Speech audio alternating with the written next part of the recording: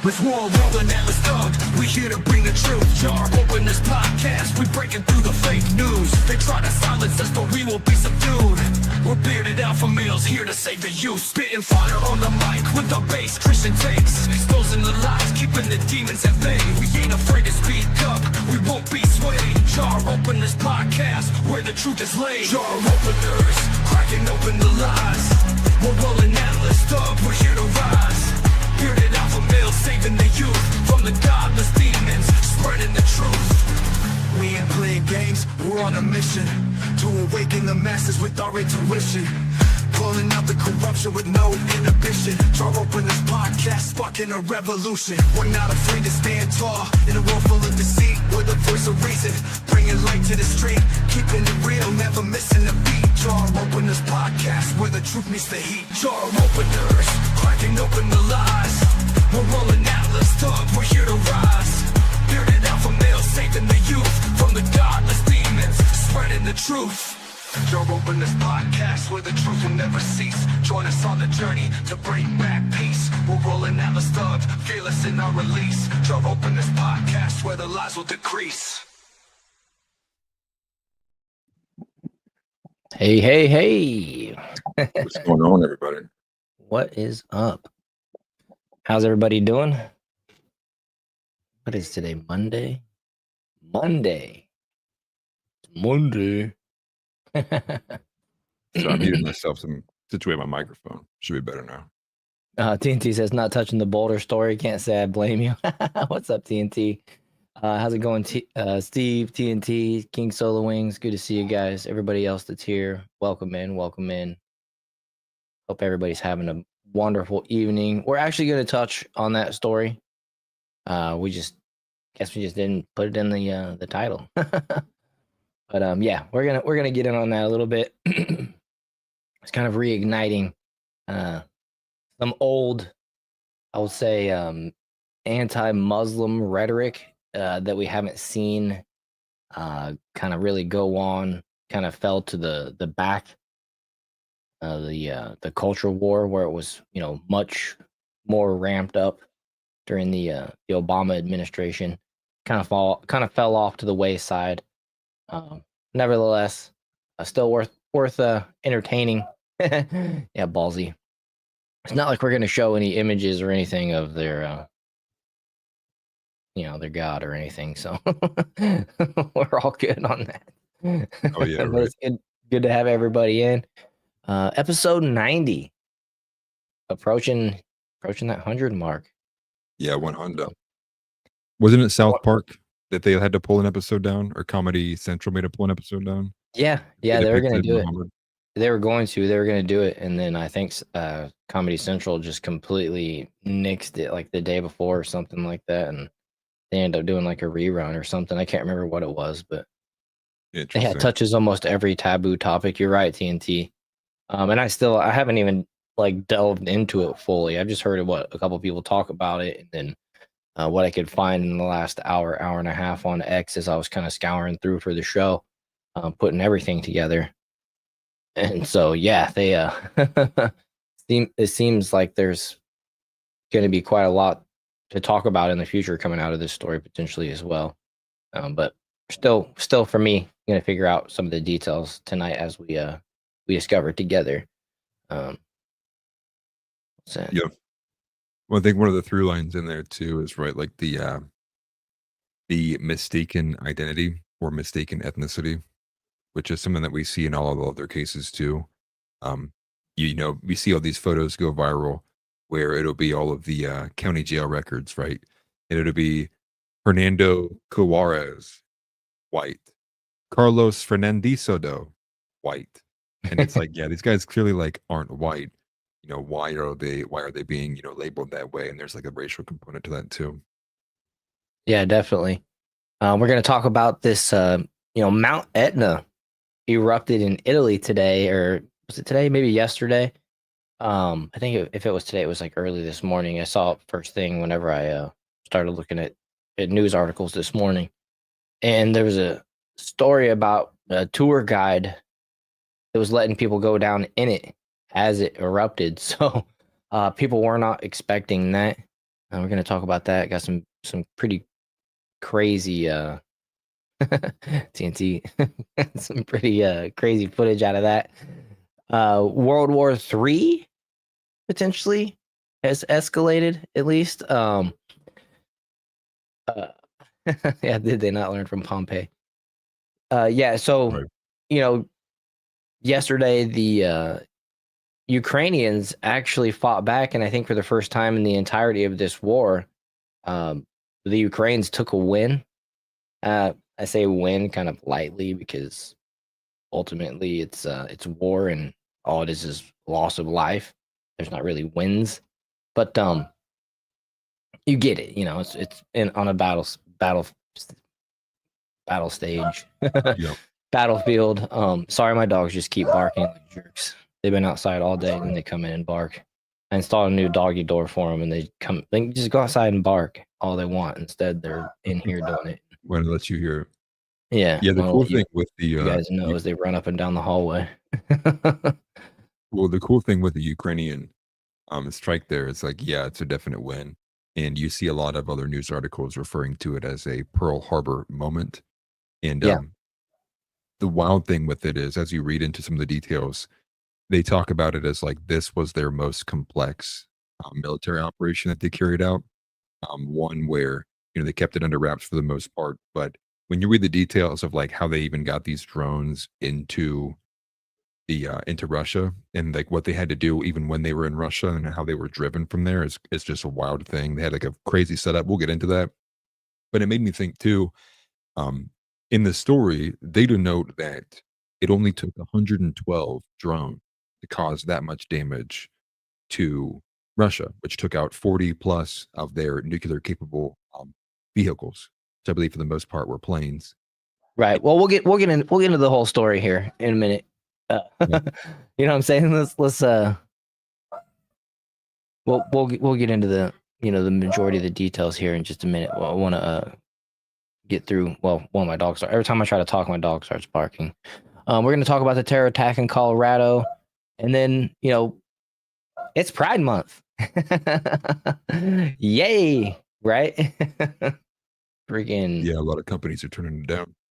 yeah, and it's actually one of those things where what am I hearing? I'm hearing an echo coming from somewhere. I don't know what it is. Oh, my bad. Okay. My bad if you guys were hearing that. Let me share my screen here too. And then, so yeah, got some funny stuff coming out from the opening days of Pride Month already. The Dylan Mulvaney Bud Light effect is still has some residual effects, even with Target. You know what? I she's got to stop. Hang on, give me a second. Do you mind? Yeah, go ahead. All right, I'll be right back.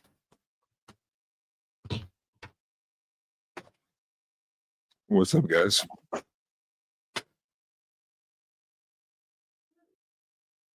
No, but for the most part, what I was saying earlier for World cut me off was what we had was 112 total drones was carried out in this Russian strike. And then you think about the fact that China, so far as what they say, is capable of producing 500,000 drones per year. Now, I'm sure there might be some differences there. Obviously, I would imagine there's differences between the heavy duty drones that can probably carry a good bit more weight than the lighter ones that probably possess speed and different functions there. But if that was, 112 Ukrainian drones were capable of doing something like that, it makes you really question, like, what could 500,000 drones do? All right, all right. Yeah, I'm taken sorry care about of. that. Sorry about that. She was driving me nuts. I went in there and she turns around and immediately starts looking at me cute, giving me the puppy dog eyes. I can't win. Can't win. I can't win. So yeah, threw me off completely. My apologies. Where were we at? I think you're in the middle of finishing off what we have for the show today. Oh, okay, yeah, right. So it's Pride Month. We got some funny stuff, little short video to play for you guys, kind of depicting how the culture is moving in proper direction when it comes to this Pride Month. I see a lot of posts on X calling it like Veterans Month or um, oh, I can't remember exactly the verbiage, but military month or something like that, which I'd be much more in support of. We also, I can't show it, but there's I'll just tell you, there's this what's it called? The Muppets are on there. Evil Elmo can let me know. Sesame Street. Which where's Yep. Evil Elmo? Sesame Street came out, had a gay dude on there, or a cross dresser or something like that.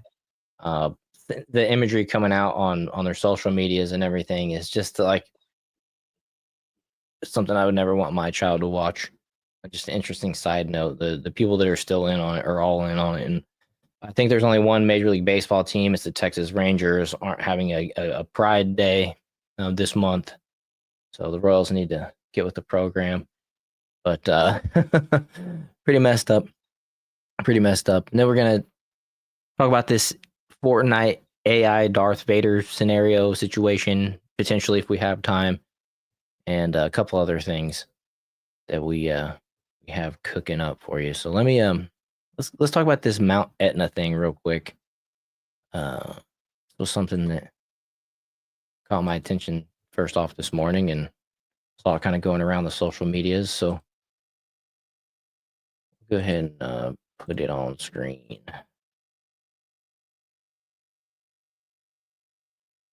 There we go. There we go. So this was a post by Colin Rugg, and he says tourists seen running for their lives as Italy's Mount Etna erupts, sending ash several kilometers into the sky. Now, just gonna say, who uses kilometers? Right.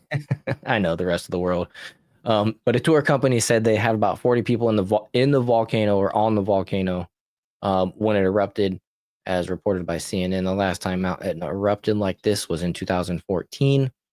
Quote, "We were nearly grazed.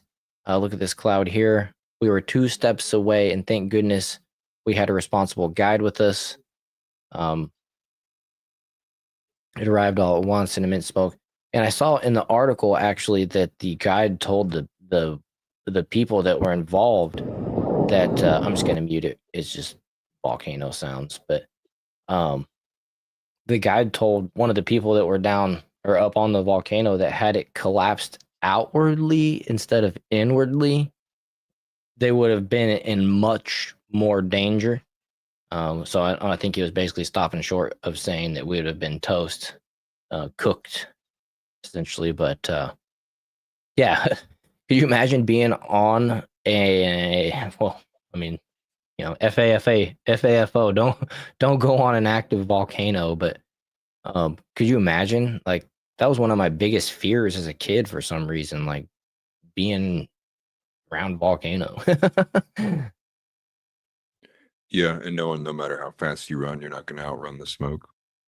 Yeah, you're not gonna outrun the pyroclastic flows if the volcano has it, which that is a rush of hot air and smoke, and I believe it travels like, it's been a while since I've heard the numbers, but I want to say like way faster than we can run for sure. But I almost want to say like the speed of sound, but I have a feeling that's wrong. I think that's wrong. But Yeah. yeah, I'm pretty sure the speed of sound is wrong, but it's super fast, way faster than it appears when you're watching the videos, because it's just a scale thing. You see the whole mountain and you just don't realize like the scale when you see the smoke, the pyroclastic flows going down, which you don't see in these. This is just smoke going up. Had that, all these people would have been toast, all of them. Well, they talk about in with the major the major tsunami that occurred in I believe it was Japan. I forget what time frame, but how many people just didn't even run. They just like stood there and watched it as it happened, because it was like, for one, like like you're in awe of what you're seeing, but also too, like, you're not going to outrun it. So like, what's the point of like spending those final moments sprinting for your life? Um, it's just like a crazy thing, right? Because you see something like that, what are you going to do? I kind of just want to stand there and watch it. Right? It's just like, it's a crazy Right. thing to see. Yeah, for sure. Abigail says, I mean, volcano erupts first day of June. Seems prophetic. Yeah, it reminds me of the what the lightning strike that hit the George Floyd mural on the wall. Right. Yeah, that was symbolic. Yeah, yeah, for sure. TNT says he was about 40 miles away when Mount St. Helens, when she erupted. It was a gorgeous day. I'll never forget. I bet that was pretty wild. Did you hear it? You probably heard it, right? King Solo Wings, I'm not sure what's worse, volcanoes or tsunami. Yeah, oh man. Drowning's probably really, really bad, but burning to death is like just a few seconds of and then gone maybe. I don't know. I don't know. I guess Yeah, tsunami, tsunami. depending on how you get hit, you might just get taken out by the like the blunt force of being hit with the water. Yeah, maybe. Or you're just treading water and swimming until you can't anymore. Yeah, that too. Getting all thirsty and not be able to drink the ocean water. That sucks.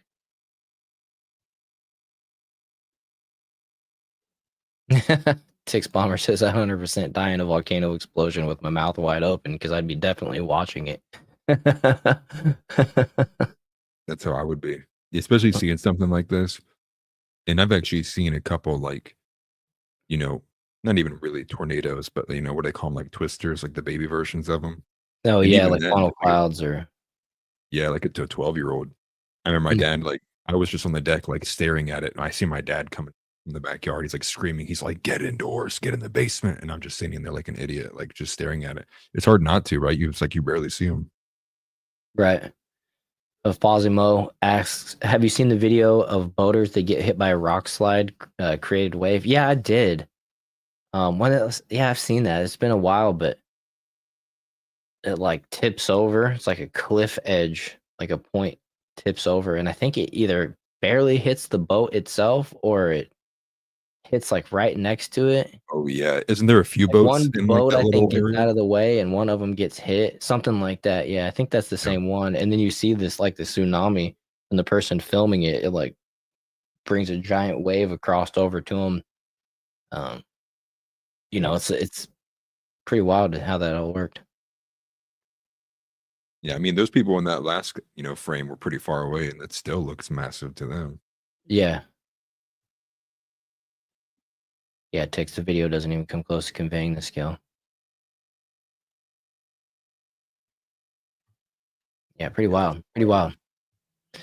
So, anyways, don't have a whole lot else on that one. Just interesting story that happened, and as all that smoke goes out into the atmosphere, all that carbon, we can tell our lefty friends that volcanoes produce more carbon than all the cars on planet Earth. I don't know if that's actually it is true, but I think human imprint is like less than 1%. But anyways, I love using that excuse whenever, especially since I moved down to Florida and they talk about carbon releasing, carbon emissions, and this whole, going green experiment. And I'm like, yeah, have you ever been to Florida? You ever been around a swamp? It's like you can smell the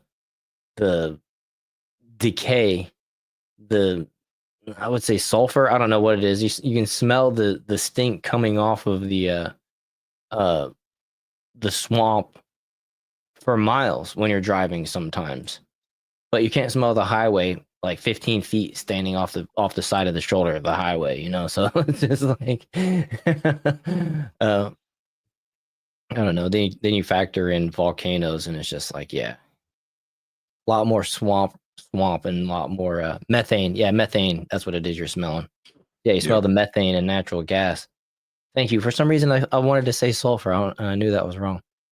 Um, but yeah, it's just like no way does the vehicles on planet Earth outweigh that. They just look at all the coasts. Everything is swamp on a coast, and then just everything else. But I like pointing that out. right.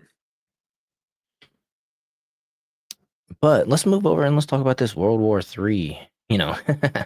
World War III. Um, Yeah, start out start people out seem with terrified. What's that? It said half the people seem terrified, and the other half seem like whatever, like Yeah, in the flames of the volcano. yeah, for sure. I don't know what I'd do. I'd probably run and be looking back over my shoulder. I don't know. But how Ukraine's Operation Spiderweb unfolded on camera have dramatic footage showing drones flying out of the trucks after Russian drivers were tricked by Kiev to deliver deadly payload, which wiped out Putin's war plans. This was huge. They said it was like the only win that we've heard of coming out of Ukraine since this, since the ghost of Ukraine, right? Yeah. Ghost of Kiev or whatever it was called, which I don't even think was a real fighter pilot. No, it But was fake. yeah. But I mean, like this is, like I said, the biggest win that they've had, the biggest story that's like in favor of Ukraine doing anything, and it's rather impactful. Maybe the biggest move of the war so far. I hate to say, I'm trying to scale it, but there's been a lot of loss of life on both sides. But this move was definitely the most costly to Russia. And so we got, in scenes straight out of a Cold War spy thriller, footage of the disastrous efforts of Ukraine's covert operation inside Russia has laid bare how it staged the covert mission that left dozens of Putin's prized warplanes in ruins. It was dubbed Operation Spiderweb, and the mission, overseen in secret by Ukrainian President Volodymyr Zelensky himself, used hundreds of first-person view attack drones smuggled into Russia in wooden containers disguised as modular homes.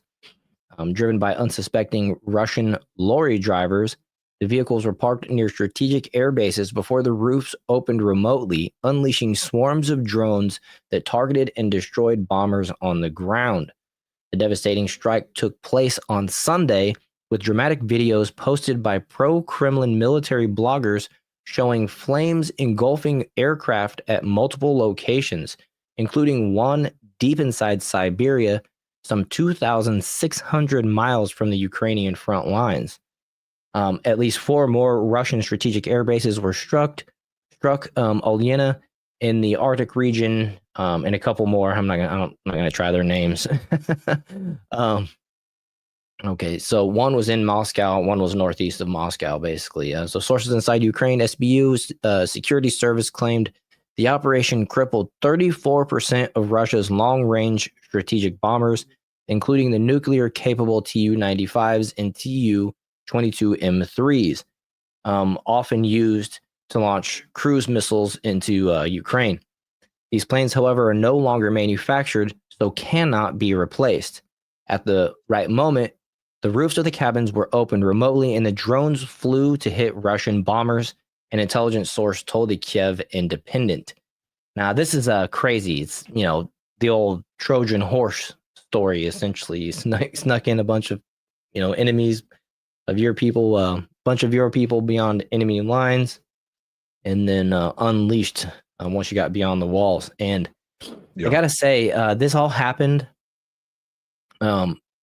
one day before the peace talks, which happened this afternoon, and I believe were completely fruitless, probably due to this. But I didn't know until I just read this part here that one of the impact locations was literally 2,600 miles from the Ukrainian-Russian border, inside of Siberia there, where it got hit. So to me, the main, like this gives a takes bomber greater than Russian bomber. Yeah. That's funny. But this gives me, this makes me think that, Ukraine was able to go into the negotiations and say, hey, look, what makes you think we pushed the button to activate everything that we sent across your border? You know what I mean? Like, that was only phase 1. Even if it was the only phase, they now even have the bluff card of saying that was only phase 1, and Russia can be like, well, shoot, that was pretty costly, and got to take it seriously. You know what I mean? So it's a big move for Ukraine, and I just want this war to end. I don't care who wins it, to be honest. I prefer it end soon, and I prefer it end without the another American U.S. dollar being spent on it, whether it be in aid or military assistance or whatever. Let's see here. I don't I think did it see. says in this article, but what I was saying earlier was pretty sure that they said 112 drones were used in total to destroy the 41 long range bombers. No, there it is, 117. 117 kamikaze drones. And then China made a post not too long ago, but Salman Brown brought it up in relation to this because China can produce like 500,000 drones per year, and they're trying to scale that to 700,000. They do like their light shows and stuff too. So that just goes to show, like, Yeah. um, how much firepower then does China really have? If we're moving into this new generation of warfare where everything's done with drones. Yeah, the drones are the ultimate equalizer, and this just goes to prove, honestly, how devastating the drones can be. And we've seen some of it already in, like, the one-on-one type combats where the guys are running for their lives and they stop. And one guy infamously, stopped, dropped to his knees, basically begged the drone not to do his thing, and Right. lost the battle. But Right. Yeah, the guy who just sits there. yeah, he You was seen that running. one? I think he ran till he was just completely exhausted, and then he turns around. And he's like looking up at it, and he like goes like, "Please, just let me go," or whatever. I assume Oh something man. like that. There's one that's a little bit worse than that. There's one where a guy's literally sitting by himself in a field, like not moving at all. And Mhm. I'm not even joking you, the drone comes up to him. He doesn't even react. He just sits there. Like he knows he's gonna die. So the drone for the next like minute and a half tries to find the exact perfect angle it can ram into his skull.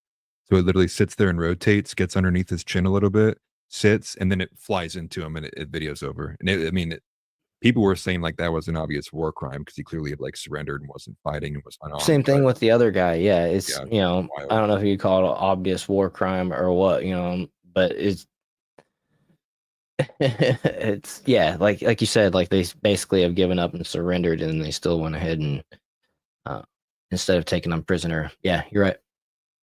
So I Yeah, think that would be a war TNT crime. brought up a good point too, which is, they tried assassinating Putin, like what was it, like 2 weeks ago, maybe a week ago, if they Yeah, at an earlier meeting too. So yeah, at this point, I think like all bets are off. Like Putin probably gonna do whatever he wants. And that's the other thing too, which is it was reported even by Alex Jones early on that they had an emergency meeting of emergency nuclear response. Putin and his team did. I don't think anything came of that. And as far as I understand with the peace meetings today, they were pretty much fruitless. The only thing they got done was prisoner arrangements. Everything else was like, and they tried agreeing to a sectional ceasefire, not a complete ceasefire, but like stop bombing this region at least. And they wouldn't even agree to that. So I would say right now, expect Russia to respond soon. right. Yeah, I wouldn't expect them to achieve any peace talks today. That's for Right. sure. Also, want to remind folks to make sure you're subscribed. If you're not subscribed, hit that subscribe button, share this video, like the video, follow us on Rumble, follow on X, all that good stuff. Let's see here. What else we got here? I got It only lasted an hour too. Peace talks were expected to last much longer than that. They barely even lasted an hour. so the value of the Russian losses, like monetarily, Ukraine claims that the secret that the security let's see here. It claims that the security service of Ukraine estimated the total damage to Russia military assets to approximately $7 billion. This figure includes the destruction or damage of 41 aircraft, notably the Tu-95 and Tu-22M3 strategic bombers, which are critical for long-range missile strikes and capable of carrying nuclear or conventional payloads, and A-50 early warning and control aircraft, which are high value assets for battlefield coordination. The $7 billion estimate likely accounts for the high cost of these aircraft, which are no longer in production. And the Tu-95 bomber is valued around $40 to $50 million, while an A-50 could exceed $300 million. The cumulative cost of 41 aircraft, including maintenance facilities, infrastructure damage, and infrastructure damage, aligns with the SBU's figure. So the Russian acknowledgement that Russia's defense ministry confirmed damage to aircraft at bases in 2 of the places, but did not provide a monetary estimate or confirm the full extent of losses, downplaying the impact, which they probably should. So let's see here. The impact on Russia's nuclear capabilities. The aircraft infected, capable of carrying nuclear-armed cruise missiles. Ukrainian sources claimed that 34% of Russia's strategic bombers were damaged or destroyed in the attack. The nuclear triad context. Let's see. Russia's nuclear capabilities are structured around a triad of strategic bombers, intercontinental ballistic missiles, and submarine-launched ballistic missiles. Strategic bombers, including the Tu-95 and the Tu-22, form the air-based leg of this triad. So they really looks like the 1/3 of their fleet there or whatever. They didn't hit the submarines or the like the structures that they have set up. Okay, so that'd be like nuclear silos and those types of facilities. Yeah, people said it early on, but then they stopped saying it, which made me think, like, was that accurate then? That was the first thing I saw was 1/3 of their nuclear capabilities that got wiped instantly in one day. Right. I mean, I think that by itself is enough to serve Russia's interests to be like, "Hey, all bets are off. We're dominating you guys." Right. Right. Exactly. It's like you just hit the stuff that we chose not to use against you. You Right. know what I mean? Let's see here. It was primarily the Tu-95s and the Tu-22s that were affected. Total strategic bomber fleets. Okay, so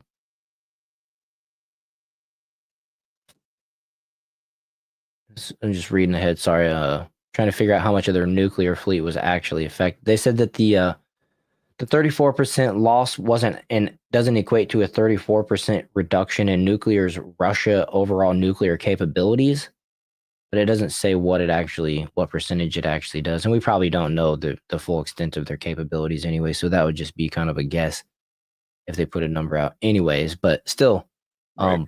big dent in their delivery system, if they can't fly the jets in. And the thing is, these drones, I think they cost like $4,000 a piece or $2,000 a piece or something like that. And like you mentioned, can be produced. What China mentioned that they can produce 500,000 a year and can escalate that to 700,000 a year in a wartime scenario. Yeah. That's pretty serious, especially considering what their stockpile is. Like you mentioned, we've seen some of the formations, and I actually have some of those videos that we can have them look at here. That I included. Well, and the Jack worry there too Posobiec. is the worry there is just like with Ukraine, the buried headline here is that most people know like NATO is driving this stuff, like with the technology and the finances, as well as just the actual like advice and military strategy of how they should be using the stuff. Whereas China doesn't going to need NATO in their ear. I'm sure that they're training their guys how to use it. Their own guys are going to know how to operate their stuff, which is why you see a lot of like the Posobiec and Alex Jones coming out and saying NATO wants World War III because they know as much as you and I do as it pertains to even going back to the Nord Stream pipeline. Or was it the Nord Stream? But the pipeline that they blew up, we know the only countries capable of doing that are us and Russia. And they didn't do it to Russian themselves. pipeline that was bombed. Yeah, so clearly, like we helped somebody press a button. Right. Yeah, for sure. So I got this post here from Jack Posobiec and says, "What happens when the Chinese drones rise up from their farmlands next to all the U.S. Air Force bases?" And so it's a good question. And so I included this little image here, this video here, and I believe, yeah, the audio is just the sound of drones a sound you probably never want to hear on a battlefield, to be honest with you, but this impressive video of the drones in sequence. It kind of makes you feel little and obsolete if you had to go up against something like this in a survival type of scenario. That's for sure.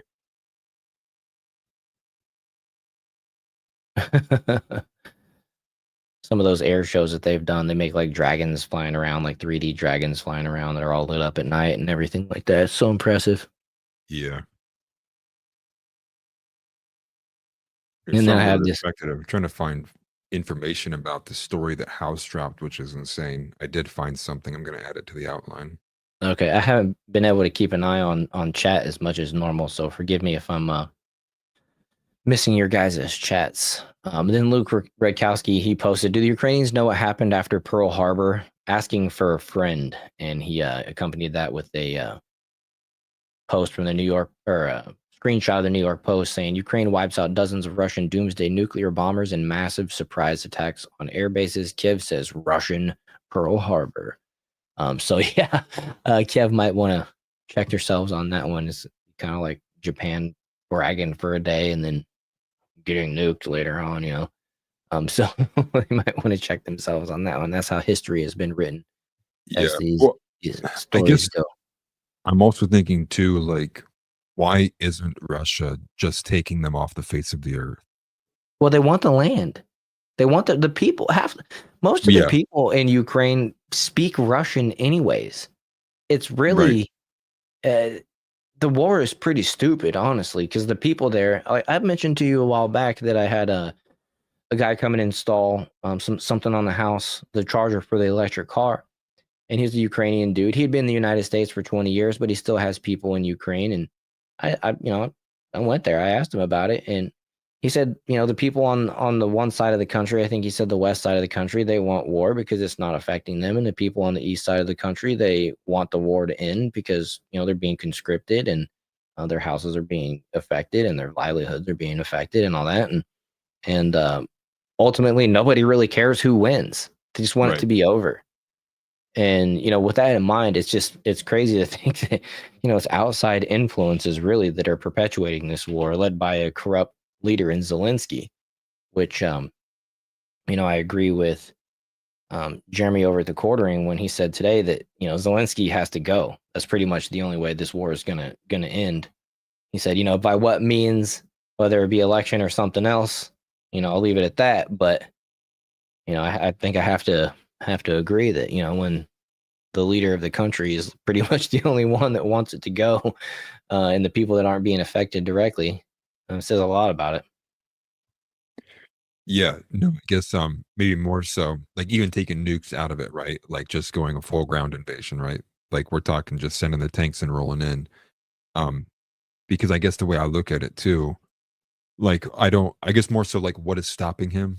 So yeah, I get the nuclear armaments, right? Like don't want it to annihilate the land that you want to own and take back over. Yeah, Um, but go a step down, right? And going full scale warfare, right? We go non-nuclear bombardment, as well as just maybe an army push there, or maybe other kind of strategic things. Because do you think that anyone here in the states would be willing to go get conscripted to go fight against Russia because they took over Ukraine? No, like I doubt any Americans going to be willing to suit up here to go fight Russians. I mean, sure, there's mm, probably a few, um, but at this point, it's like, yeah, I guess I'm struggling to understand why Russia's not gone full send, because it's not like they have any great allies in NATO or among the liberal world order, if you will. I really don't know what's holding him back outside of maybe just their faith that Ukraine stops, but I don't see anything holding it back at this point. I kind of do. I this recent strike from Ukraine is making me root for Russia. right. Well, I feel like I've kind of been rooting for Russia for a while, but I just want it to end, really, to be honest. But Yeah. TNT mentions here, doesn't Russia have the largest non-nuclear bomb? And then Tix Bomber said, yes. I'm not sure, but I trust Tix. He is a bomber, so we're gonna go with his word on this one. It's pretty sure it's called like the devil something. They have the Satan 2 missile or something like Yeah, that, the but thing then too. I think that's like the torpedo that's like ballistic and pretty serious. Like I think that's the fastest missile on the planet. to be honest. But I don't know. I think they have if they have the largest non-nuclear bomb, they still probably don't want to use it because, like I said, I feel like Russia has a bunch of, like, the way they're seeing it, Russians or allies spread across Ukraine that they don't want to kill. You know what I mean? So I think that's maybe their conundrum with just dropping a big bomb, but they might come a point where they just drop pamphlets and say get out, and then the next day just bomb some crap. You never know, right? Yeah. And so yeah, I Yeah. got what was it that House posted? Did you mention it? I didn't see anything about this at all today. I actually struggled for a second to even find anything. But I put it in the outline actually. Um, extravagant hotel expenses. It's right underneath the Mount Etna in Italy erupts. Um, Okay. while you put it on screen, it's just a crazy headline. They'll just read Do, this. do we Taxpayers spend want to switch 800. off to it yet, or do we want to finish this up and then go to it? Let's see. What else do we have left in the? Well, I saw that the Trump administration wasn't given a heads up about the operation. An Yeah, administrative official that told one. CNN. Oh my gosh, yes. Good thing you reminded me. I forgot to put that in there. We need to cover the fact that, yeah, the Trump administration had no idea what was going on, as well as the fact that Victor Bout, the Merchant of Death, went on to Alex Jones, and I put a little clip of him talking to Alex about how he's seeing the war. Oh, okay. Yeah, let's watch that because this is the dude that they traded Brittany Griner for. Yeah. This dude we had in prison. So yeah, let's check this out. I want to hear what he has to say. Oh, The West will deal with Ukrainian terrorists. you guys getting audio? Yeah. I hear Okay. it. Okay. What will happen next? Actually, the West will deal with Ukrainian terrorists because the gangs with unlimited access to all kind of weaponry, including sophisticated manpads to shoot down any planes, including all these drones. So we are now, woke up a new era where nothing anymore is, beyond the pale for these people. Think of this. Using this technology, any truck would pull up next to the White House. Then the drones will go, hit the White House, kill the president, and here you are. And then they're going to try to blame Iranians, try to blame Russia to start the war.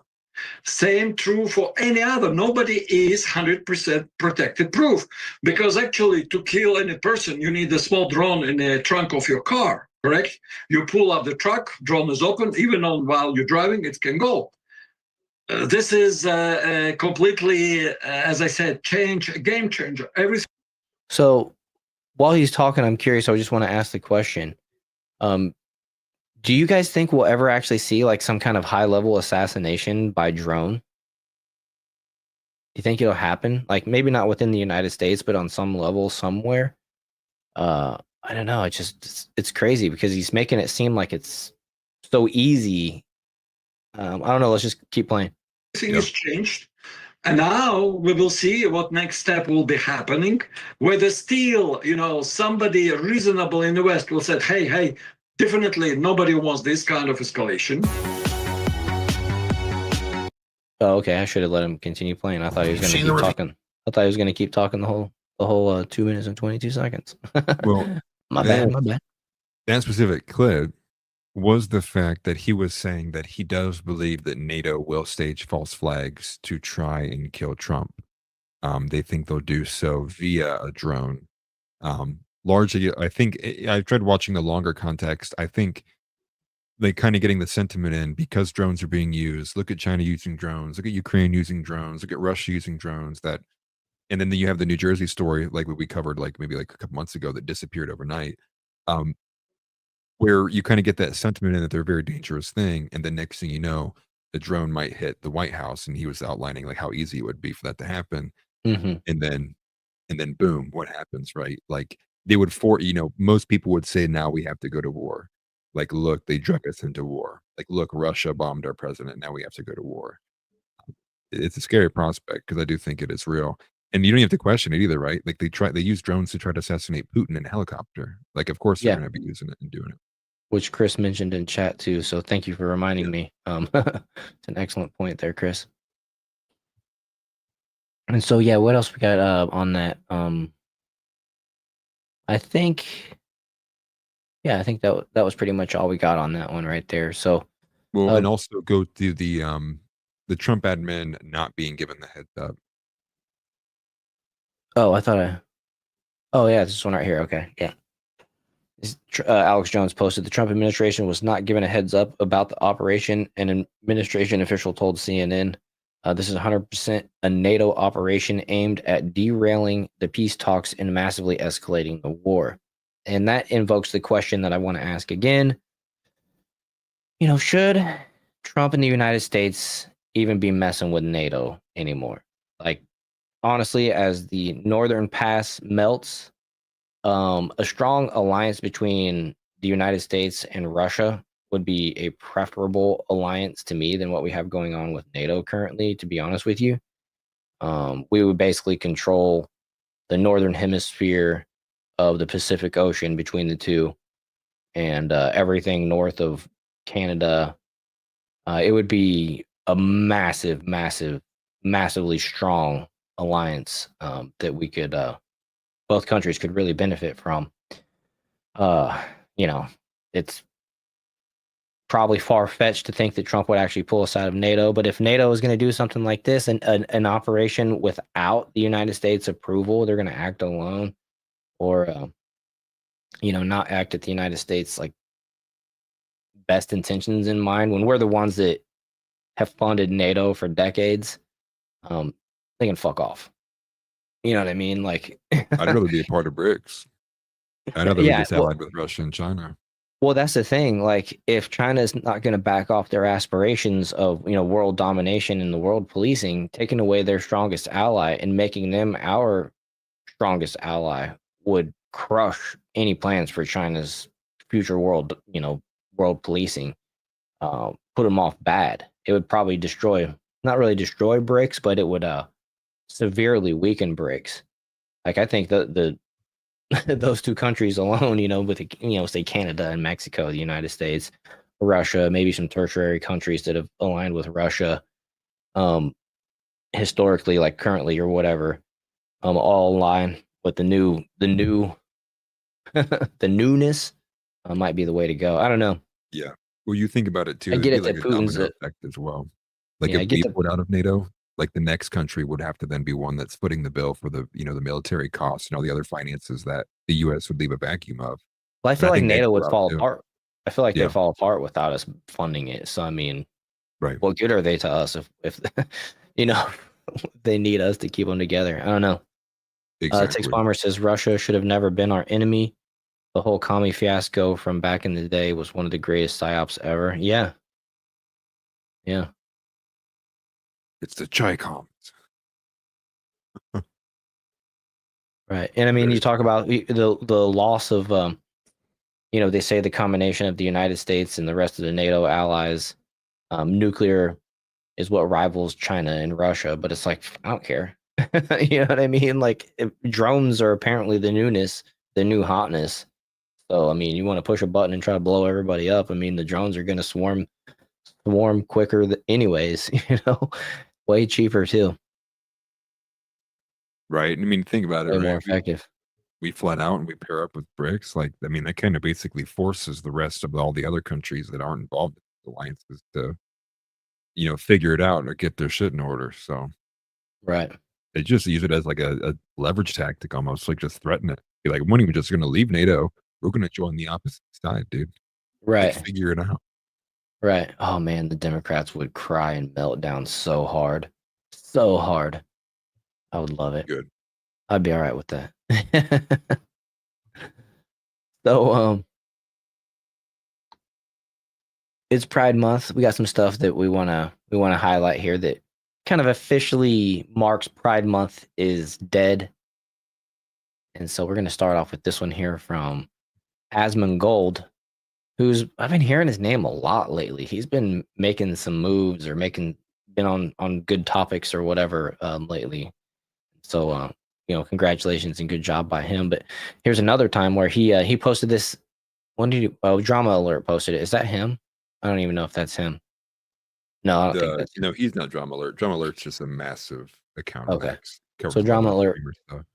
Okay, so Drama Alert posted this of Asmongold, and it says woke is officially dead. DED. So let's have a listen here. No change. Microsoft? No change. Xbox? No change. Disney? No change.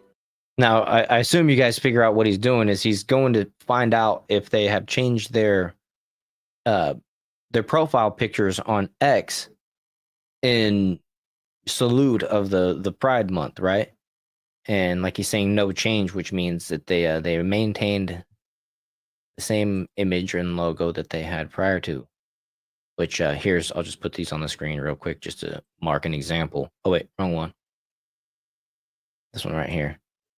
You see in 2024 with the Apple, IBM, HP, American Airlines, and Paramount Plus, Vogue. See how they chose to just stay normal in 2025, where in 2024, not so much. That's the Bud Light effect, in my opinion. This was funny too. Royal Dutch Airlines said it doesn't matter who you click with. Happy Pride Month, Amsterdam. And then the post is funny how only one of them works. It's a seatbelt. You got one scissoring, you got one playing swords, and then you got one normal one. All right, so back to Asmongold. Target. No change. Starbucks. Even Starbucks roached out on the gays? Of all the people to roach out on the gays, you're going to expect Starbucks to do it? Damn. Wow. Okay, let's see here. Bank of America. No change. Nothing. What about Blizzard? No change. What about World of Warcraft? I think he did Target, and also, there was no change. Google's homepage. Let me see. Google. Nothing. Actually, nothing. Actually, nothing. Even the Google homepage. That's impressive. The Google homepage like honors crazy, crazy non-holiday holidays that you didn't even know existed, and yet not on the Google homepage. Congratulations. TNT, Google is already gay though. That's funny. Wow. There it is. The image, kind of. Yeah, I don't know, guys. And hover over it. Well, let me see. Hover over it. It might actually be over this year. It might have actually did a little. Or not rainbow. really over, but like the mass corporate support for it might be over. There's no way Overwatch didn't make any posts about Pride. There's no shot. Like, if that's true, then it's really dead. Well, guys, Trump outlawed Pride Month, I guess. It's done. It's over. You're fired. Pride Month. They had a good run, right? I mean, it was a good, 4 or 5 years, something like that. And now being gay is illegal. There we go. Just 4 or 5 years, something like that. And now being gay is illegal. That's good. There we go. Just wait for June 19th. Well, June 19th is a legitimate thing. June 19th was the Emancipation Proclamation and the slaves were freed.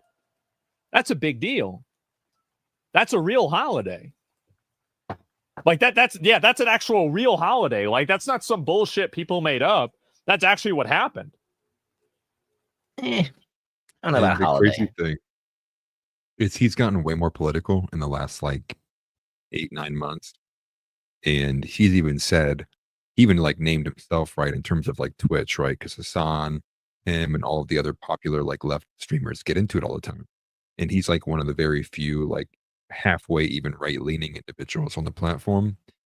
And he was on YouTube the 8th most searched term in all of 2025. So as of right now, Asmongold is the 8th most searched term on YouTube.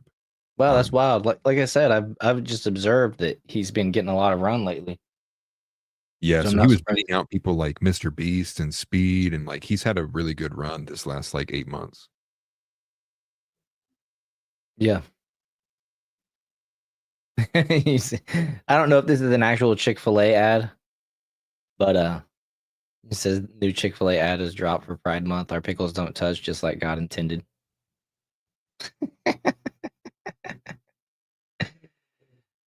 That is funny. I think they did have a real one though. I don't know. Maybe they might have. They That's did, funny. but it wasn't about gays. Man, I saw it because it was unbelievable. And this is cool because this is actually a game that I play, Rainbow Six Siege.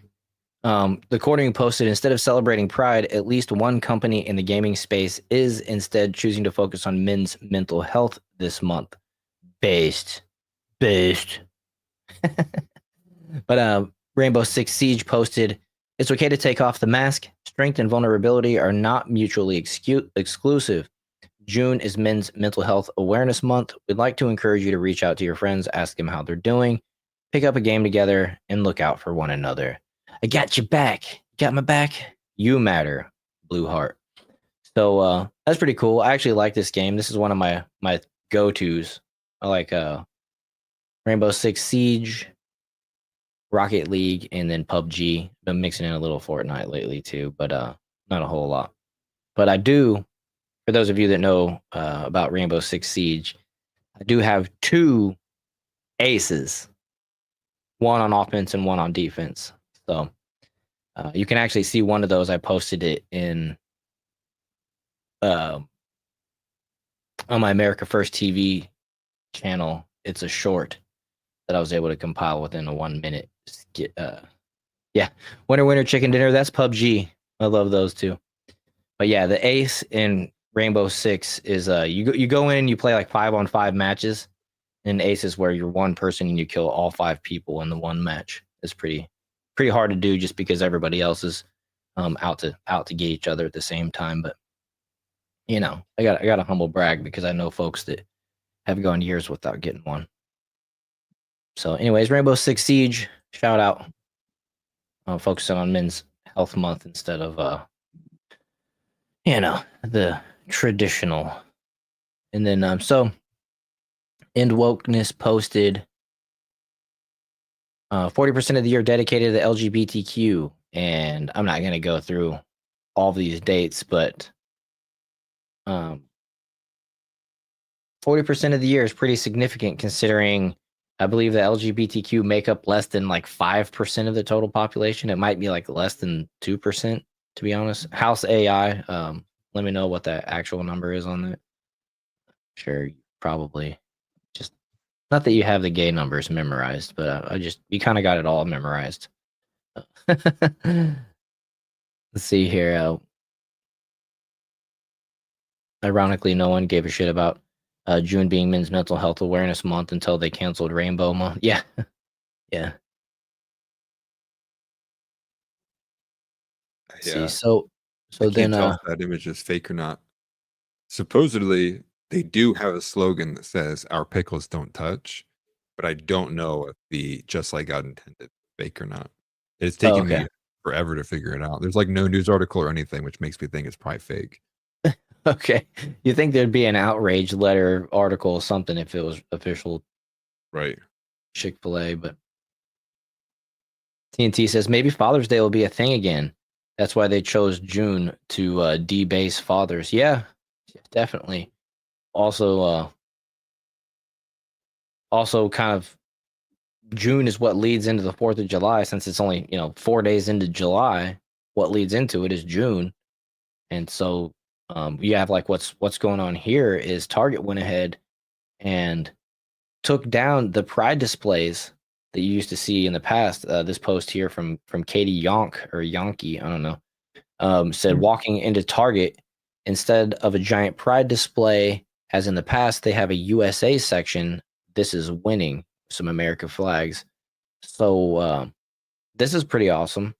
This is the Bud Light effect, the Dylan Mulvaney effect, still resonating, especially since Target, they took a lot of heat. They were basically enemy number 2 behind Bud Light during the whole debacle, and they took a lot of heat for their gay pride collections, especially since there was like the tuck friendly swimsuits for young boys and just all kinds of crap like that. So not only did Target not change their profile picture on X, they're leaning into the patriotic way of things and seeing and testing the grounds and seeing, maybe the people have spoken and maybe we'll make more money with this stuff than the pride stuff. So I hope they do. I'm not really rooting for Target to be honest with you, but in lieu of this move, I do hope that when they go back and review the numbers of June and compare this year's to previous years, they see a exponential increase in sales, particularly from that area or department or whatever, you know what I mean, where they say, oh look, Americans have spoken with their dollar and they prefer American flags, patriotic type of things leading into the 4th of July, instead of things marketed to the LGBTQ. That's, dude. I wish I saw the things that House saw, because I just walked up the Lebanon Pride Parade, and yeah, that's funny. I remember the one that happened in 2023. I remember seeing these videos, but yeah, it's like all the residents came out and started beating the crap out of them. Titan said, "When's it get men good at martial combat again?" A month. I guess that's just every month. You gotta master a martial art of some sort, or wrestling or boxing or something. We have a higher chance to look like the people in Wall-E than we do looking like the 1950s at this rate. Right. TNT says veterans get 1 day, moms get 1 day, dads get 1 day, Bill Harrison cover punchers a month, of course. Well, it's even more than that. Apparently, they get 40% of the year, according to that End Wokeness post here. So yeah, even more than that. But I get your point. Certainly do. Yeah. It got spicy real quick, and not that. That's funny. They were funny, ha. Yeah. What's that saying? Funny, ha, not funny queer. It's from a Mice and Men, right? Bearded Americans Day. I'm thinking of like the thing that went popular on TikTok. It's like, this isn't ha funny. This is ha funny, but I'm probably saying it wrong. It's like some dumb trend on TikTok I was trying to think of. There's even a gay Uncle Day.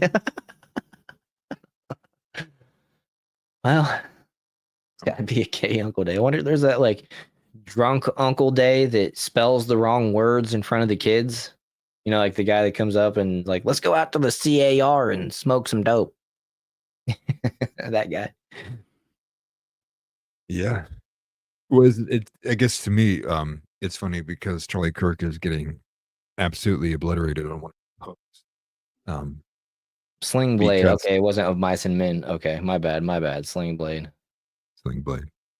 One of the ones that they forced me to read and watch when I was in school. It's officially monkeypox month.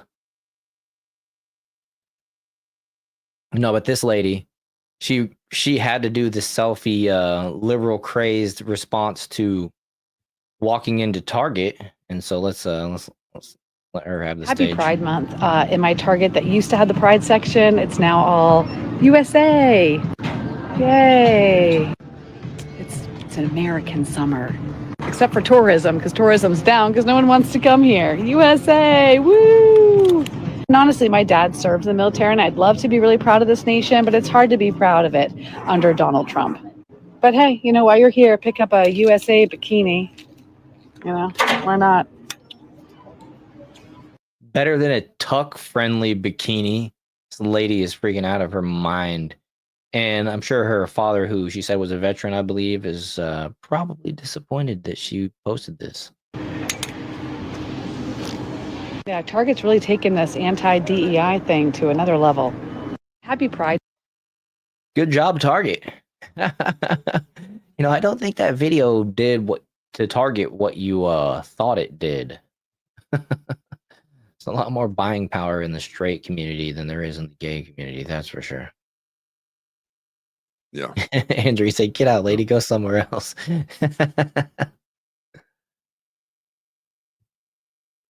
Yeah, the Southern bless your heart. Oh yeah, I had to let somebody have that one on Facebook a while back. It was funny. Bless yeah. your heart. She came back and told me to GF himself.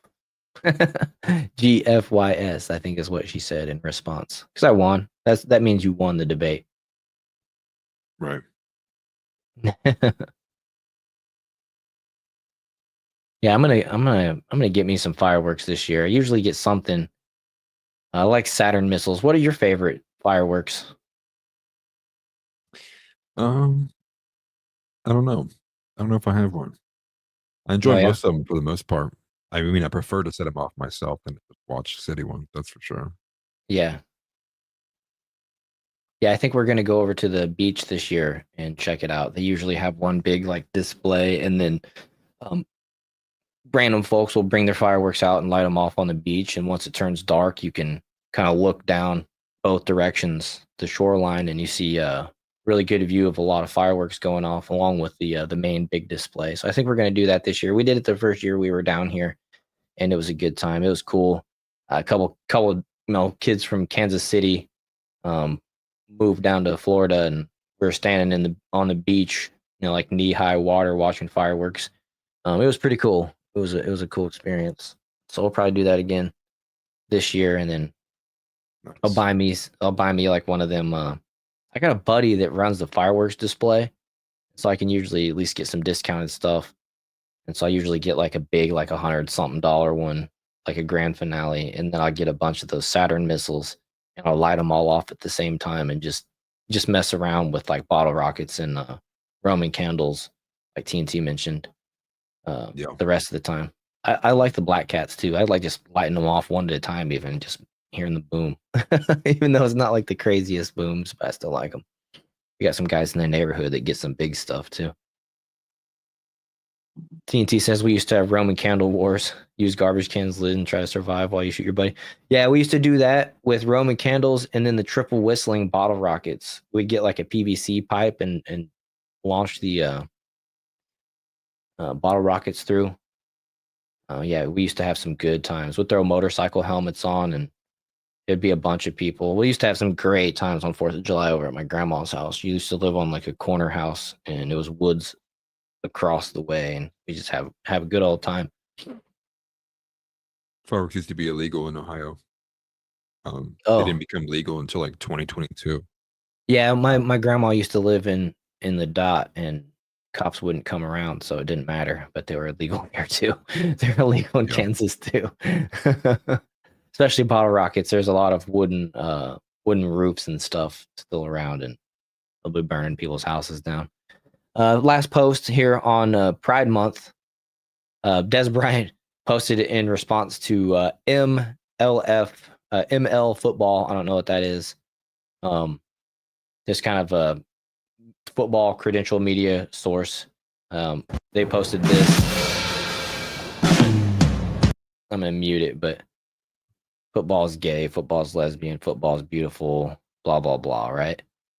The Des Bryant came out and said football is gay, football is queer, football is transgender. These are wild statements to make. Excuse my silliness.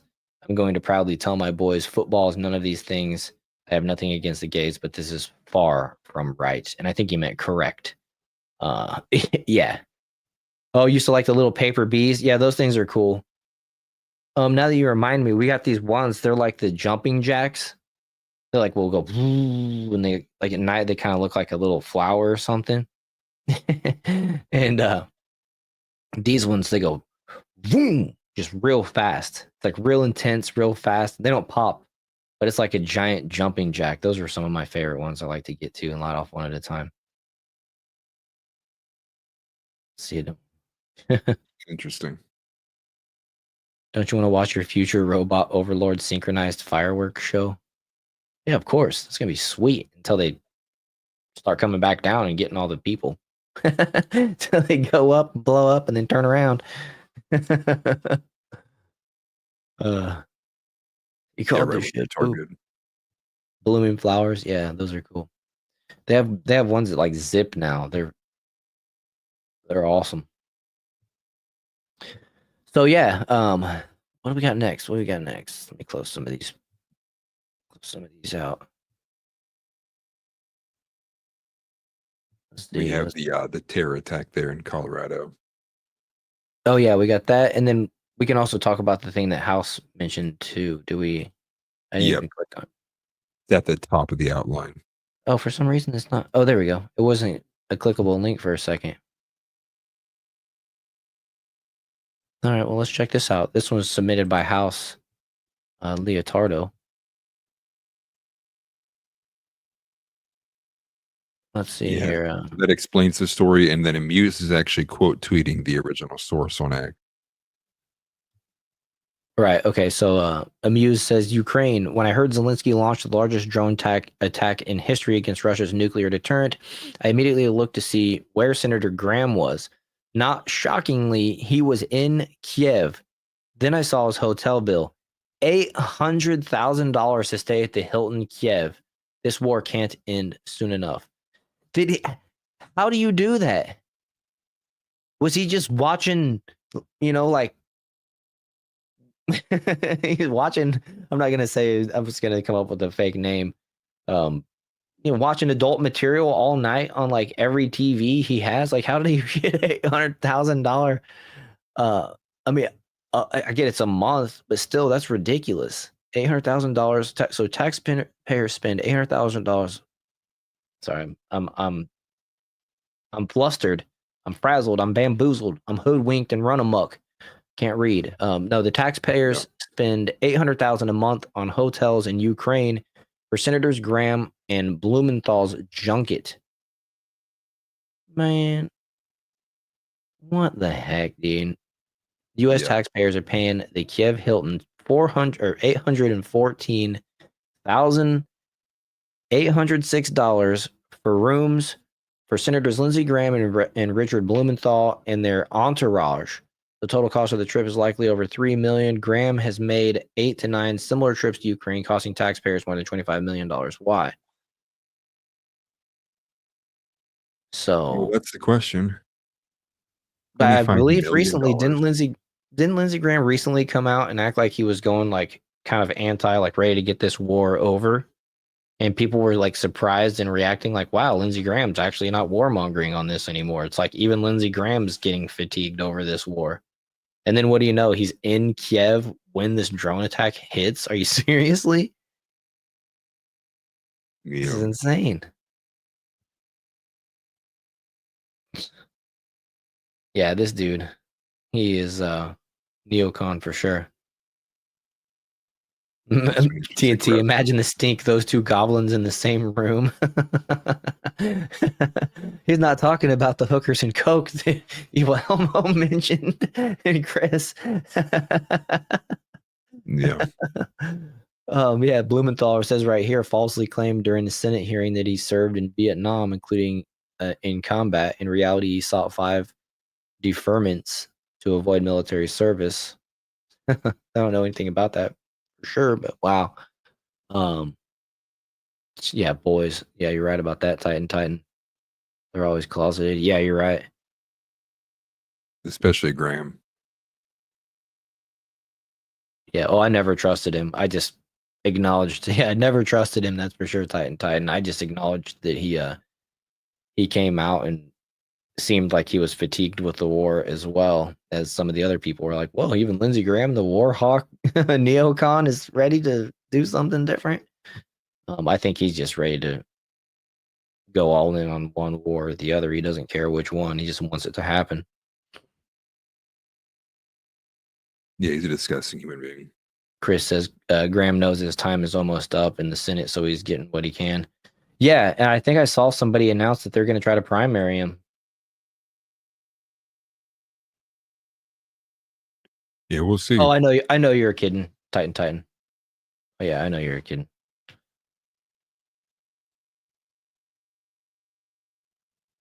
Oh, with Lindsey Graham. Let's see. Yeah. But I wasn't when I agreed with you. Yeah, I'm skeptical of all of them for sure, bud. Yeah, I'm surprised I didn't see that earlier. But it has like Yeah. 1 million views. I didn't see it at all today. Yeah, that's wild. And it even has like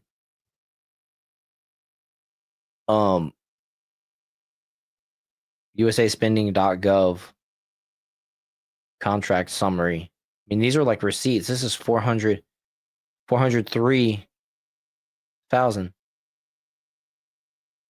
for June 1st through the 30th, the potential end date of the same 30th. So that's 400,000 a month. Not 800,000 a month, but I mean, what would that be daily? here's another. Oh, it's because it's two bills. Okay. So here's another one for 411,000 for the same time period, June 1st to June 30th. So there's two different bills, one for each room or entourage or person or whatever you want to call it. Yeah. Transport, travel, relocation, travel, lodging, recruitment, services.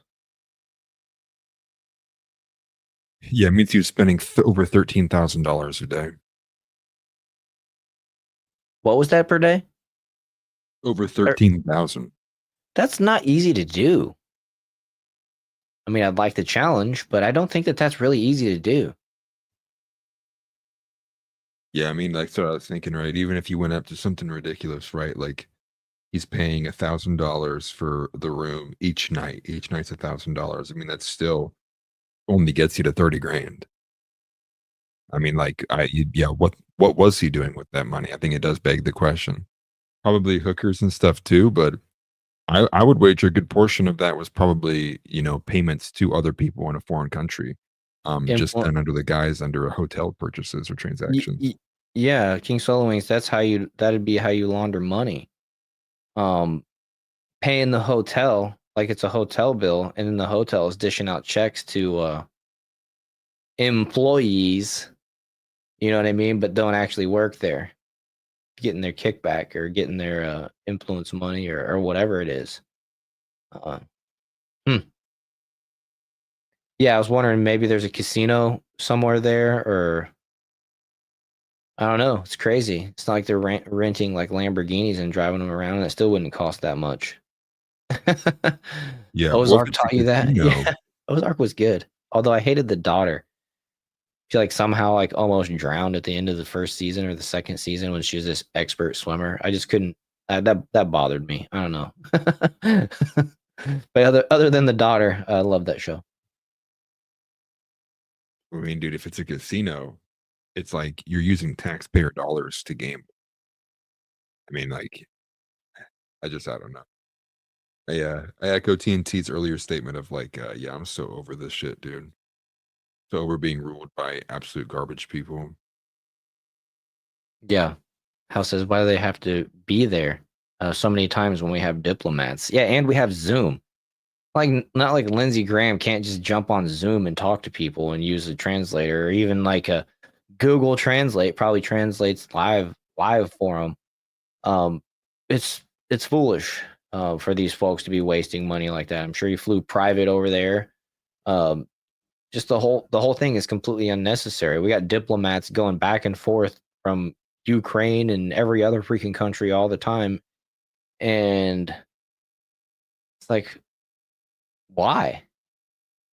You know what I mean? Like, shouldn't they be working on Right. things for the United States people within the United States people, within the United States?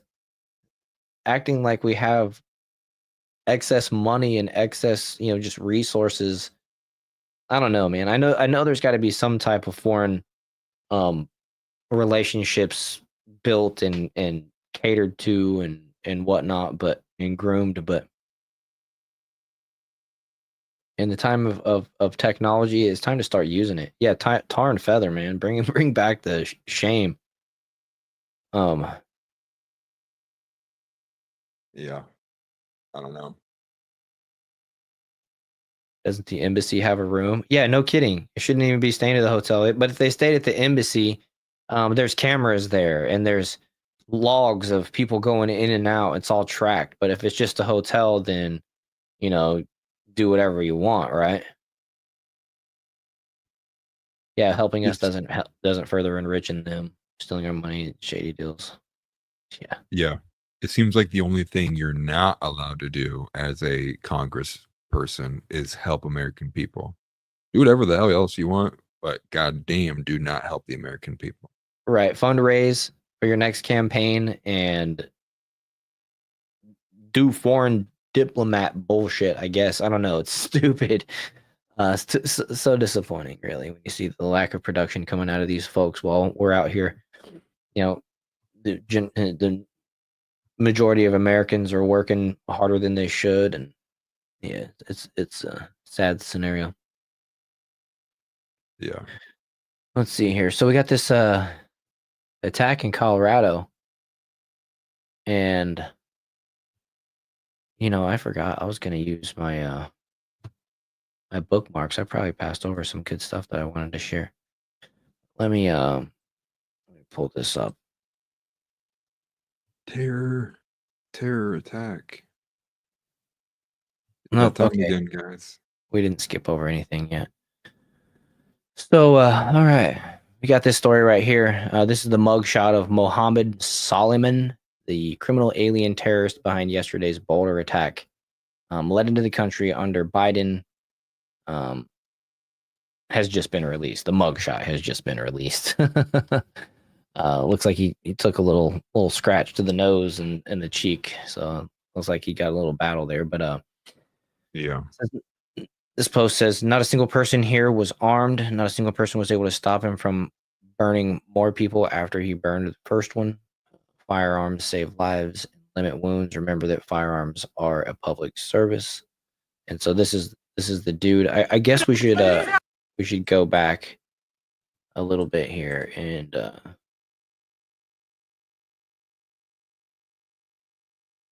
where's the I thought I had an article. Well, like the ironic thing is that the event was called Run for Their Lives, was literally the name of the event, which is a bit darkly ironic, seeing how they literally were having to run for their lives because of this guy. Right. But they said he's like 45 years old. He's an Egyptian national. So I don't even know if that means he's like an American citizen at all. It would happen in like a popular area, right? It happened like at Paul Street. Is it called Pearl Street Mall? It was a pretty heavily populated area. I believe 12 people were hurt total. I have some of the data in front of me. 4 women and 4 men. I think the other 4 were children. And then I don't believe, as far as I'm understanding on here, I'm not seeing that anyone's been confirmed dead. It looks like they might all be in critical condition. Yeah, it looks like the most severe injuries were 2 people had to get airlifted to a burn unit. But you had mentioned it earlier, right? Like people reporting as if this is a white guy. That was the initial reporting. Yeah, well, here, instead of pulling up an article, so I thought I had an article here that I was gonna let you guys know kind of the intro and the story, and then I guess I didn't include that in my outline here. So we'll just skip forward and we'll let some video tell you about it. Let me. Yeah, so he used like Molotov cocktails, and then the report says, but I don't think it's on video, that he used a makeshift flamethrower, which makes me think like, was he using a spray can and a lighter or something like that, and like spraying people down? It's a spray bottle. He has 2 spray bottles in his hands. Spray bottle. Okay. It looks like spray bottles, at least. Clear liquid in them. Here, I'll put this back on screen. Sorry, I'm messing myself up because I wanted to lead in with the story and then start showing some of these videos. But I guess we'll get into the story with some of the news reports. But here he is, and you can see the whatever clear. They look like water, like spray bottles of some sort. And there's actually a fire burning by his feet on the left side of this bench here that you'll see in a second. We're here. We can't do nothing about that. We can't do See the nothing. fire? Not here. The fire is on green grass, so it's definitely some type of flammable liquid. You got something right here. Looks like this has been on fire right here. What was that? If this is the video I'm thinking of, be careful because I think there's a girl laying on the ground, like literally just off to the left here. Okay. If this is the right one I'm thinking of. Okay. Well, maybe I won't play anymore then. Because some I was seeing were censored and some weren't. I was just figured I'd warn you before it came on screen. Oh yeah, she's on the ground surrounded by folks. You can't really see. There's burn marks. There's wet burn marks and fire on the ground in different places. She just looks like she's being tended to. But yeah. Here, I'll skip over that. I'll skip over that part and then continue again. Okay, there we go. Spraying alcohol. Spraying alcohol, but what he did was he made it look like he was here. He's making Molotov cocktails. That's on fire right there. That's on fire right there. Well, we can't do it when he's got Molotov cocktails on. If you are fighting, you have to. That's what he's got right here. Is Molotov cocktails. Right there.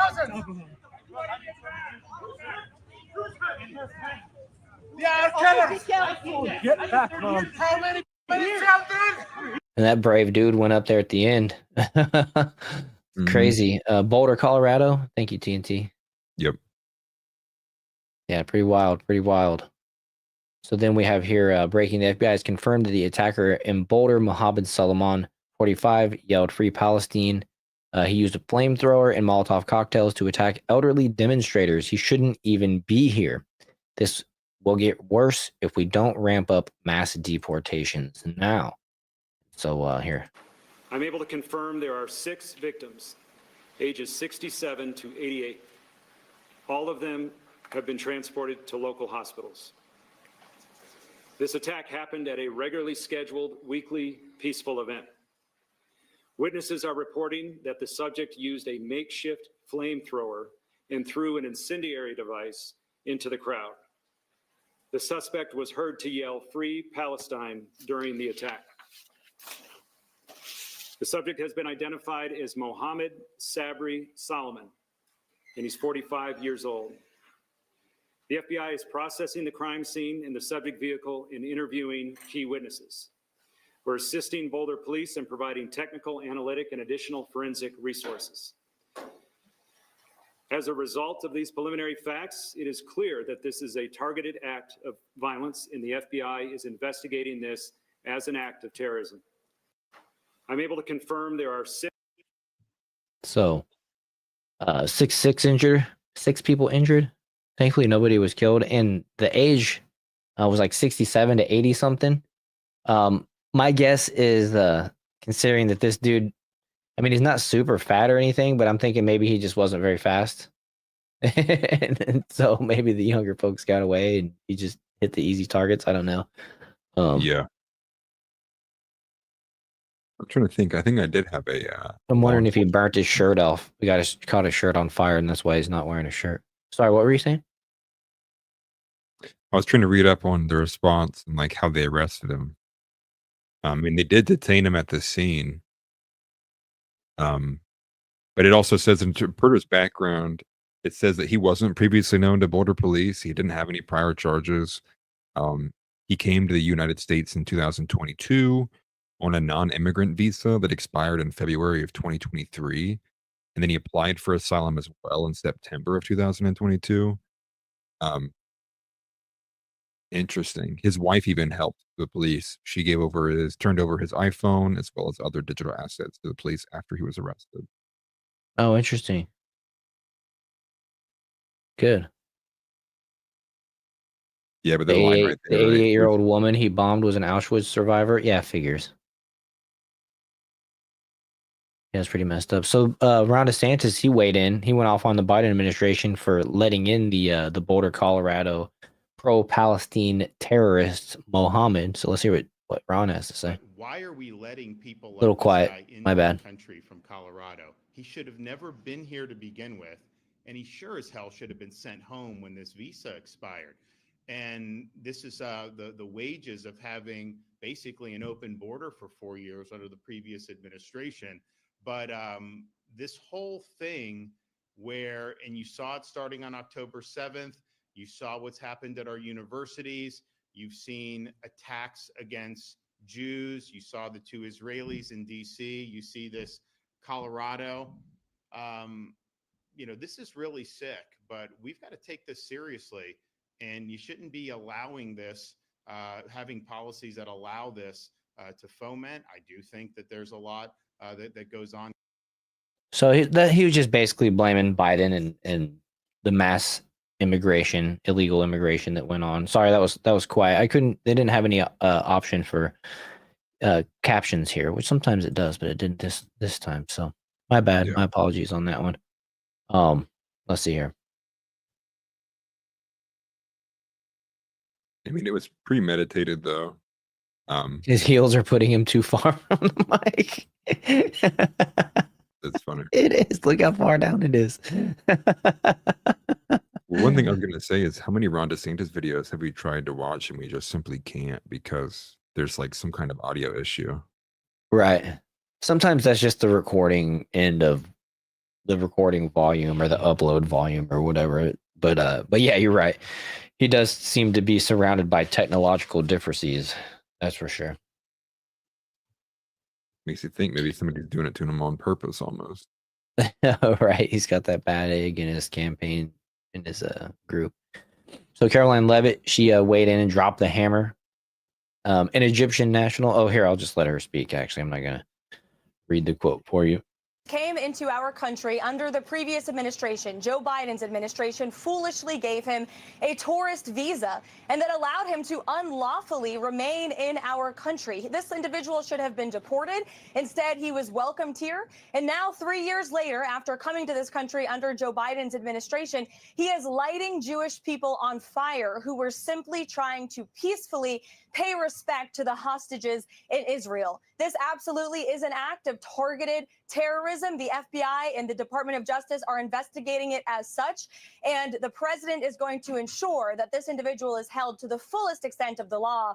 And not just this individual, but any individual, especially illegal criminals who engage in acts of terrorism, will be held accountable under this president. This He's calling me out. Differences. You're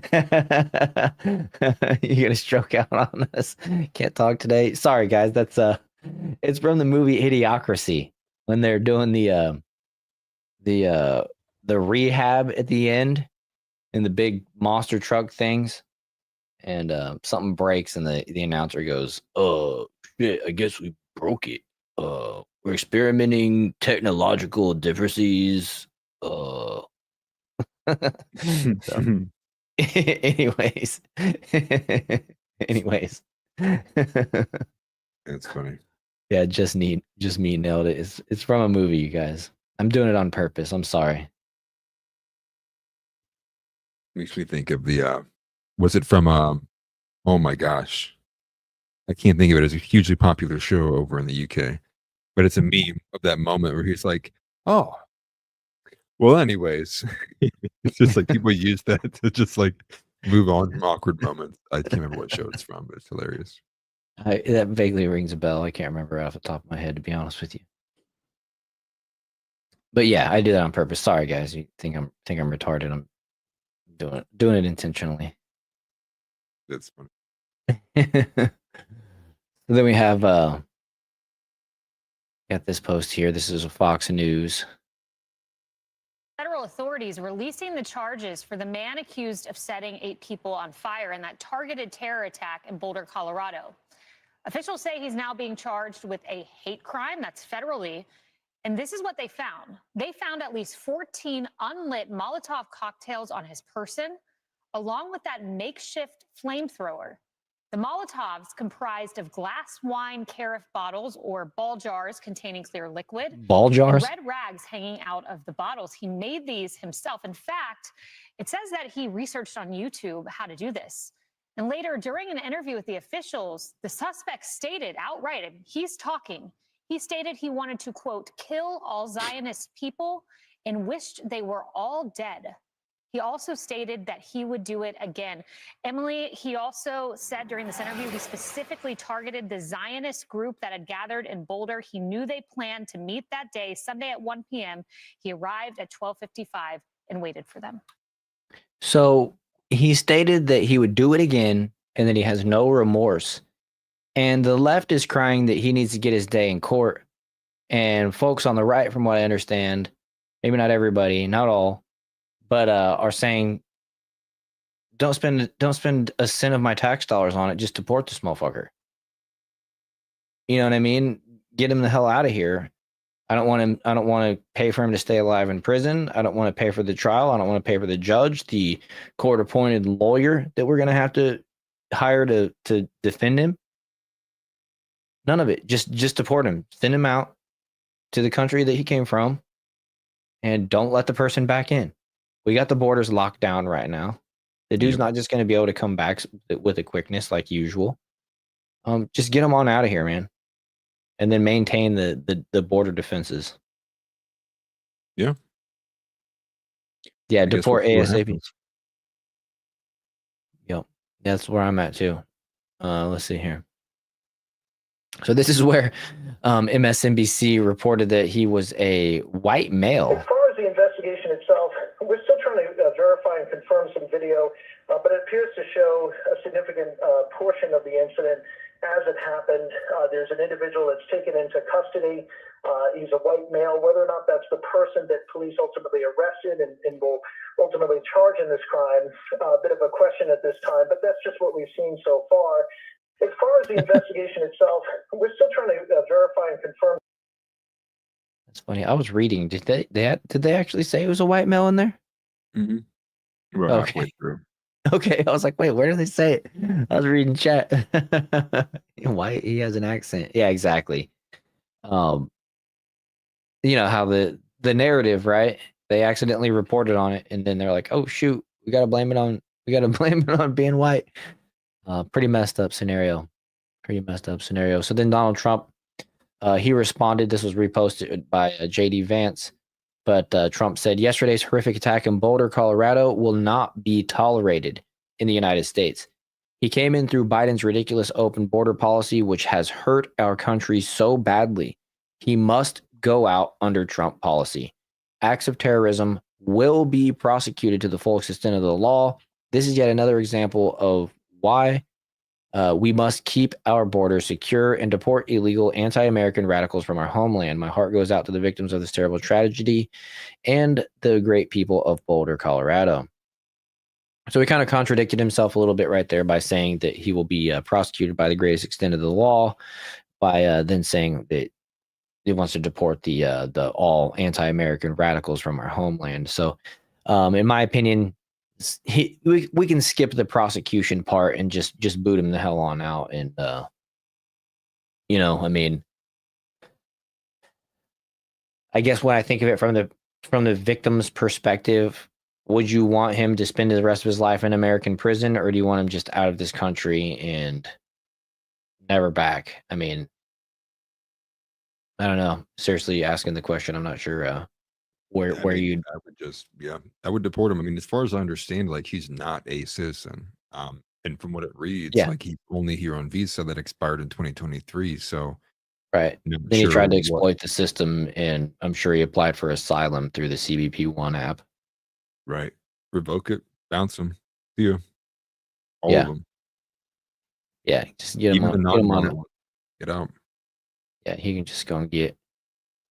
So then this is another layer to it. So Marco Rubio posted, in light of yesterday's horrific attack, all terrorists, their family members, and terrorist sympathizers have, here on a visa, should know that under the Trump administration, we will find you, revoke your visa, and deport your ass. or just deport you. You know, I said it a little bit way I prefer to read it, but Laura Loomer then responded and said, deport Mohammed Solomon's daughter. So the daughter of this guy, she just graduated high school in Colorado, class of 2025, and has been accepted to 2 Colorado universities.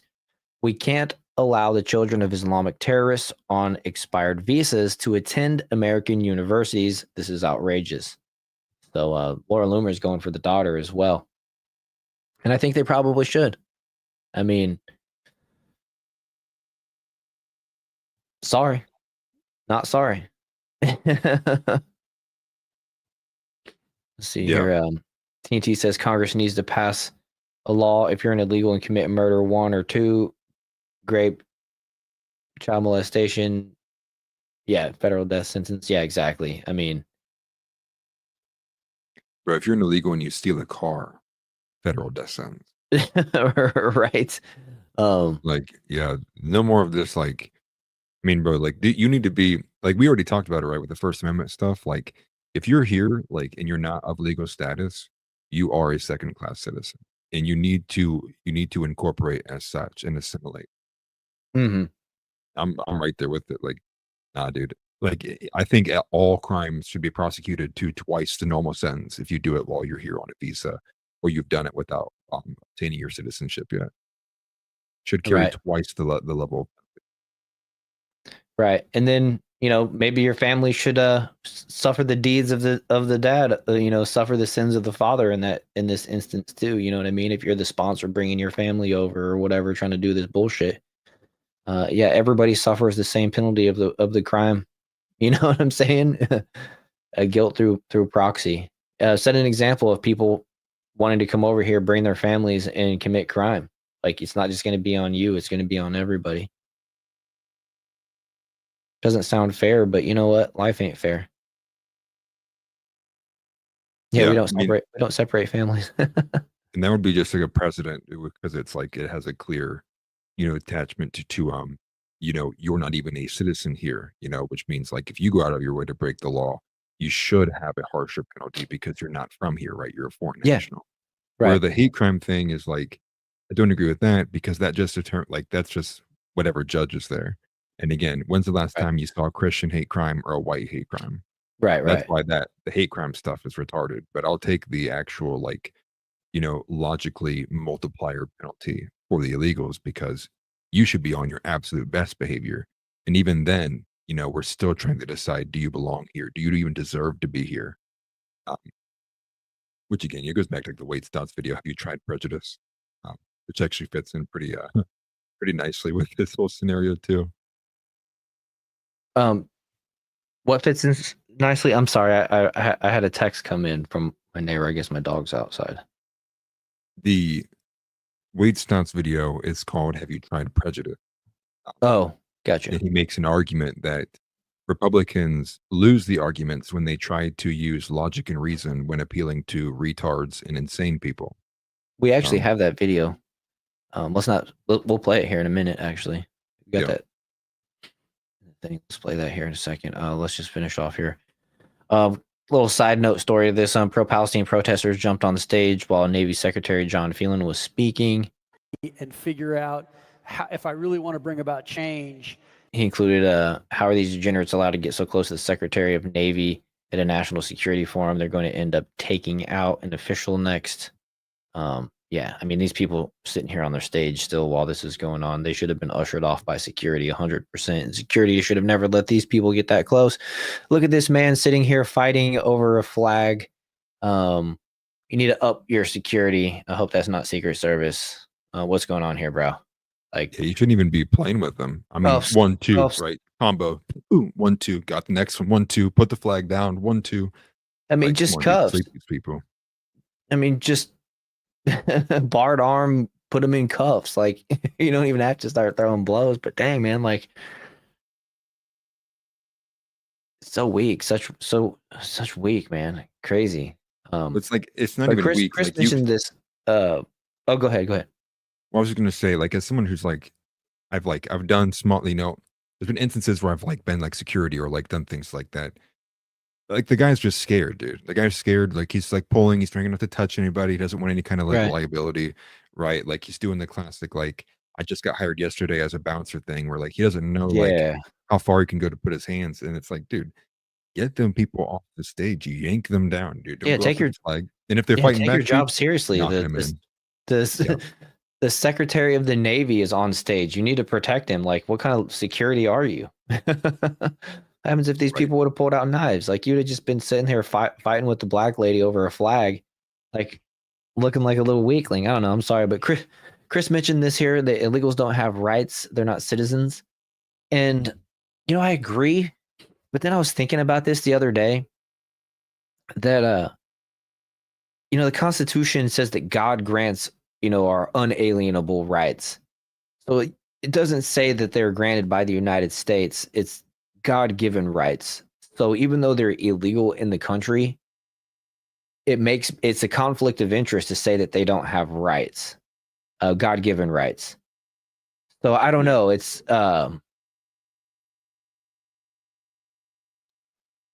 I need to think about that more if they really have rights or not. You know what I mean? I don't know if they get like legal like trials and those types of rights, but like the God-given unalienable rights, I think maybe would apply. Probably should apply. I don't know. What are your thoughts on that? I mean, it's a tough one because the God-given inalienable rights is actually more so talking largely about your freedom to speak, Right. and your freedom to defend yourself. You know, think of those outside of how the Constitution aligns them, right? Like the freedom to speak is the inalienable right, right? Which is what the founding fathers viewed, which is your ability to say something. Like everyone has the ability to say something and voice themselves. And then secondly, more so as like everyone has the right to defend themselves, which is even outside of firearms and such. It's yeah, you should be allowed to defend yourself no matter who you are. In any scenario, you know, no law of kingdom come matters. If someone's attacking you, you have the right as a human being to defend yourself from attacker. Mm-hmm. Yeah, I mean that you when you think about those like outside the framing of the Constitution, but they obviously did want to honor that as far as they understood it. And I guess you know, as far as it sits right now, that's not even what our country thinks. You know, Right. like we're getting judges, and the majority of what these all these small regional lawsuits are about is because they do have like they already ruled like they have the protections. And like that's like the issue, right? And like that's where we kind of are. Is they're basically saying like all these people do need due process. Basically saying if you step foot in this country, you get all the protections. And that's kind of like how they've been adjudicating this stuff too. Um, which is I do agree closer to the fact that yeah, they should have like harsher penalties. Um, but I do typically like kind of fall to again the freedom of speech one's the big one where like I think Right. even if you are a foreigner, like you should be still able to say your your piece, especially like if you're like in a situation where like maybe you're falsely framed about something. Um, you know, what kind of like legal recourse do you have there? Because then it does get kind of shady, right? Because then it's like you go back to right, see somebody from Switzerland wants to come over and they want to immigrate here. They do it the right way. They do it legally, but they're in a proxy where they have to wait maybe 8 months for their visa to get approved and turned into citizenship. But then what happens when they get falsely framed and we operate with the operandi that they don't have the freedom of speech and now they can't defend themselves in our country, they get sent away. So it's kind of rough, right? It's like Yeah. you more closely want to stay within the realm of, you know, it's better that 10 innocent people go free or yeah, 10 10 guilty guilty persons people. go free than one innocent suffer. Yeah. I think that's probably the closer kind of formulation we need to have. Although all of it goes out the window because our judges aren't objectively ruling things like they're literal True. activists. So Yeah. the whole thing is kind of convoluted and it's hard. And this is why, you know, I quit believing in voting and democracy in the republic a year ago. I just don't see it benefits us at all. This is really where you get to the point of like we see all the things that are wrong. Um, and we can't do anything to make them stop because it's red tape. And here's comes, you know, big fat Karen with no idea of what's going on, giving her piece. Yeah. And at the end of the day, you just see a bunch of people who know what needs to be done and know what they need to do to fix it, but are ultimately like being kept from doing so. And you know, at a certain point, those guys are they're gonna say, I don't give a shit. Like we need to do this anyways. Like the country will fail. And that's where you kind of get into the realm of, you know, it's all kind of convoluted right now. So I mean, Right. what do you do? We're in a kind of a period where I think people are a lot more willing to say, "F it," throw away the protections. Let's try this. Let's move to a Right. more radical positioning here. Right. I don't know. It's a tough Just one. I igno wrestle with it. Yeah. It was just something that popped in my head. I'm like, well, if we're acknowledging that some rights are God-given, unalienable rights, then we can't take away those rights as a government, even if they're here legally or illegally. It's a human right. So then I'm like, staying principled. So, like I said, I'm still yet to be determined. But I do like what Andrea said right here, and I think this is actually where I align that they should have basic human rights, and that's it. They are legal. Yeah, and I think TNT even agreed there. But so I don't know. It was just a question, because it's like, hang on, because the debate has been going on about, do these people get due process? What is the due process? For not being for being illegal and this and that. And personally, on the surface, I think no, just deport them. Like, they're not here legally, so just that's it. That's their due process. Determine if they're a citizen or not. But Right. Yeah. No, illegals all go. I guess I was more so talking about the legal immigrants, and like yeah. how they should kind of like, you Oh, I know, got you. because technically, a legal immigrant still isn't a full blown citizen yet, right? So it's kind of like Yeah. the step up above. And Chris, I think said they should remain in the system. Yeah, and House right there, Thomas Aquinas, right? Don't be cruel to them, but you shouldn't have to take in hostile foreigners. And I think that's Right. kind of like where we are, right? Which is like it seems that the majority that are coming in that are Islamic all kind of parrot and have similar views. Even outside of the Middle East, a lot of people view like death to America, right? Like they hate the country and the values. So it's just a thin line to walk. Right.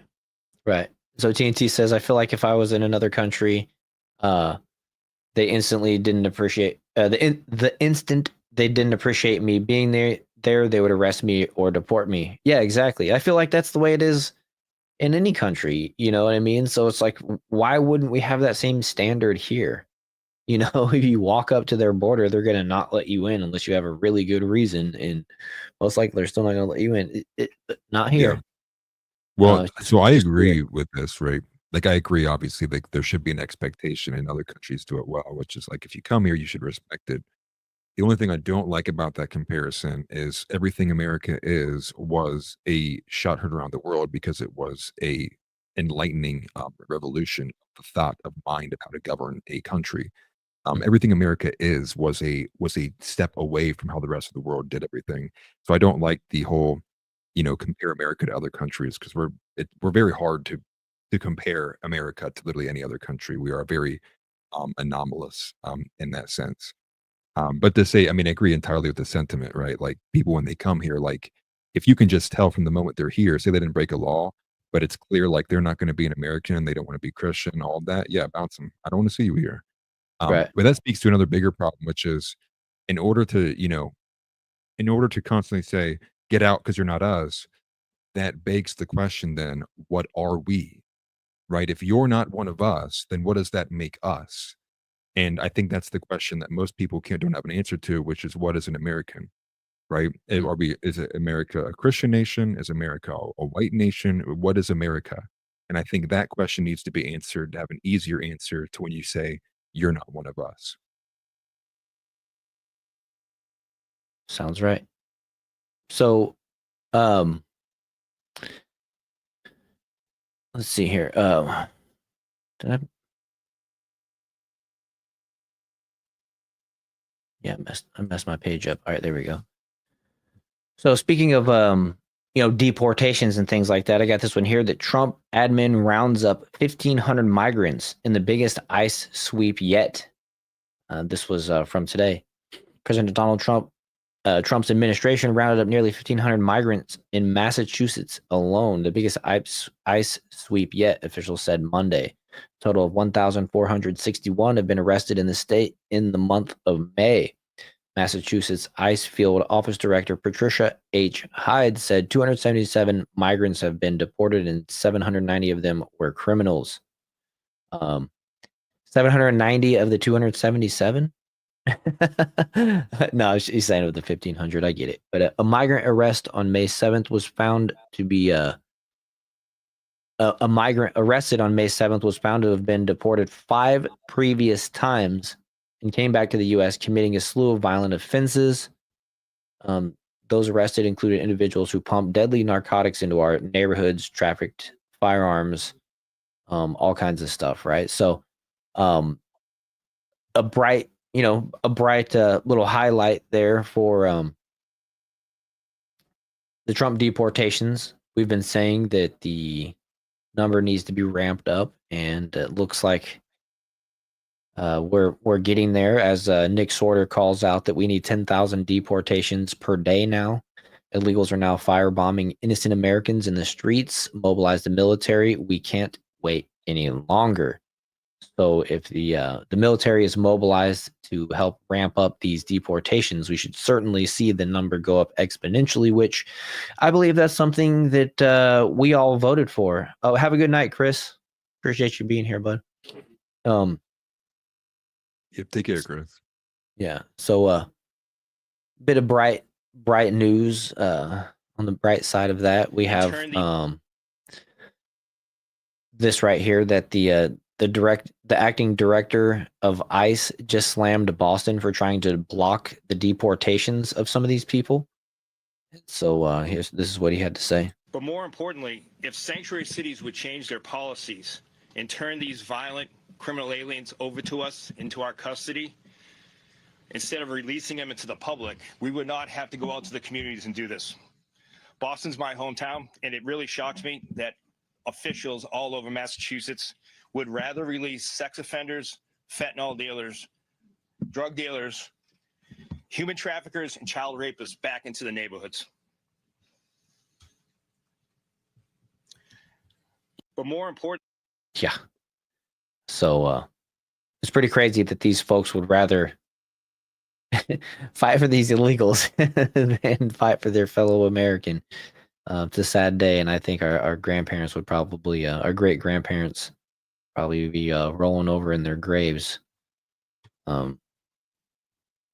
hearing about some of this stuff. That's for sure. So we mentioned the ICE raid in Florida that was on the campus of Florida State University. And so, there's the whole long line of people that got like arrested. It was like 30% or 33% of the workforce that was there. And now we have an update that after the agents raided the Florida job site and arrested 100 plus illegals, Hendricks Brothers Construction is now sweating, unsure if they'll be able to finish by fall without the cheap labor. They were building student housing for Florida State University and now cannot meet the deadline. And it asked the question, is this what you voted for? And so the university, who gets federal funds, right? Isn't that what the federal universities do? They probably get state university, or not federal. What these universities do, they get federal funds, they get state funds, they get tuition from the students, and then they go out there and they hire the cheapest labor to build the homes that they're going to put our students in. Like, what the hell? They're just going to have to live there, right? I hate how we're skimping construction and the construction worker. Building crap buildings is really just unnecessary.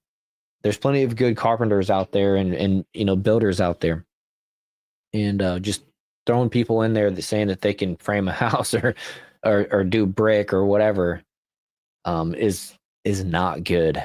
And it's just unfortunate because it would cost you and me more to have our roof done or whatever, but these guys, they deserve a higher wage, especially the way that inflation is and the cost of living. Like pretty much everybody doing construction, the last 10 years have been severely underpaid. Yeah. And like I brought up last show, right? All these foremans, like whoever's in charge of that site, throw him in prison. He knows he had illegals on his site. Oh yeah. He basically probably robbed the city, took a contract that he could only do by paying the illegals under the table with ridiculously low pay, And now Florida State's probably going to have a conundrum of having this, unfinished structure blocking the way. Like, it's just a pain in the ass, and it's all because the foreman wants to be a cheap bastard and make more money. It's like, you're scum, dude. You sold out American values to bring in immigrants and house them and help them stay here in this country. Worst of the worst, I give them 15 charges of, like, what is that called when you harbor a refugee? Oh man, I can't remember the name of the charge, but I give him 15 of them, put him away for the rest of his life. And let that be a signal to any other foreman who's got illegals on his work site. We find him with you, dude. You're going to get 180 bajillion years in prison. You'll never see the light of day again. F you for turning on your own citizens.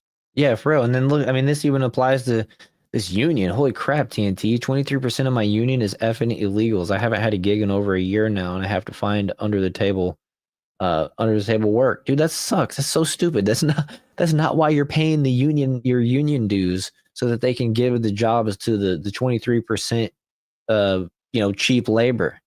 That's bullshit. They need to be representing you guys better than that. They're paying illegals 48 an hour. Oh wow. Paying the illegals 48 an hour. Yeah, that's crazy, bro. That's crazy. Jail, all of them. So I mean, union labor is apparently getting paid a more of a livable wage, but unfortunately, they're putting the illegals on it. Give me a break, man. That's just so terrible, and they're getting away with not paying a lot of those fees that you have to pay to have somebody employed, FICA and workman's comp and just general insurance for the employee and everything as well. I'm sure these people are sucks, man. I know. I do have to take off though. My daughter's being insane. 9 o'clock. Oh yeah, for sure. I just got a couple more things to talk about, anyways. I'll just talk about. We'll just give this highlight of the highlight update from the track thing that's been going on with the trans kid in California. But yeah, man, have a good rest of your night. We'll see you. We'll see you on Wednesday. Yes, I'll be here. Christ is King. Everybody have a good rest of your night. Take it easy. All right, man. Later. So Riley Gaines posted right here an update from Lauren Matthew, the real estate champ. And this is a kind of a continuation of the conversation we had last show. I wanted to revisit it just briefly here before we wrap up. Kind of came to the conclusion that maybe the best way to handle this is to just simply act like the boy isn't really even involved in the competition. You know what I mean? Yeah, they'll stand on the first place podium, but then, don't give them the credit. You know what I'm saying? Just act like they're a nuisance on your court when you're playing, or on your track while you're running or whatever, and you just play in their own little world, right? And so this was cool. Washington State track and field real girls 2A 400 meter champion. And you see here this video. This is the podium. First, second, third, fourth, fifth. Two female athletes in Oregon refused to stand on the podium because the boy was awarded, I believe it was first place. The girls have had enough. It's just a 5-second video that's on loop here. But it looks like third and fourth place were just like, screw this. We're not doing it. They stood next to it and kind of walked off. Yeah. Yeah. They're like, well, if you're not going to stand up there, you can't be in the picture. And so they walked off and weren't in the picture. And good riddance. I'm sure they weren't too bad. Now you know why the way. Yeah, we are. Yeah, TNT, man, that sucks, bro. But we love you. We love you. And once again, this is a post from our friend Native Patriot. A dude stole first place and rightfully got booed. I don't understand the weakness of every staff member going along with this. You wonder why communism or fascism works. It's because regular folks are too damn weak to do or say anything. And that's where I kind of reflect back to what I said last show when I said it's really on us to fix this problem. It was our fault. The adults, the men, the adults, however, really I'd say it was the adults. It's the adults' fault that we got to this place right here. That was even allowed in the first place. And we're gonna have to fix it for these girls. Asking them to bow out of, one of the 4 state championships that they qualify for. And that's assuming that they can qualify all 4 years. Just isn't fair to these student athletes. You know what I mean? The adults should be able to make sure that this is safe and proper for them to compete in. Elmo says it's on all women. To be honest, they need to walk off. I used to say that, but I'm changing my opinion on that. It's really not on these athletes. These are high schoolers. You know what I mean? They're not adults. They're minors. It's not on them to fix this problem. It's on the adults in the room to handle this issue and to be bold and say, no, you're a boy. You play the boys' sport to the boys that want to play in the girls' sport. It's very simple. Very, very simple solution. Unfortunately, everybody's afraid of being called some kind of bigot or ist and or a phobe. And they don't have the cojones to stand up for the little girls. It's crazy, dude. It's crazy. And when it comes to the grown women's sports, say like the college sports, it's limited to their 4 years. But they are adults. Maybe they should step aside. But on the high school level, I think that it should be the adults that fix this problem. That should have never let this scenario even present its ugly face in the first place. Asking a 14, 15, 16, 17-year-old little girl to take a stand against this, the LGBTQ dragon, it's a big ask,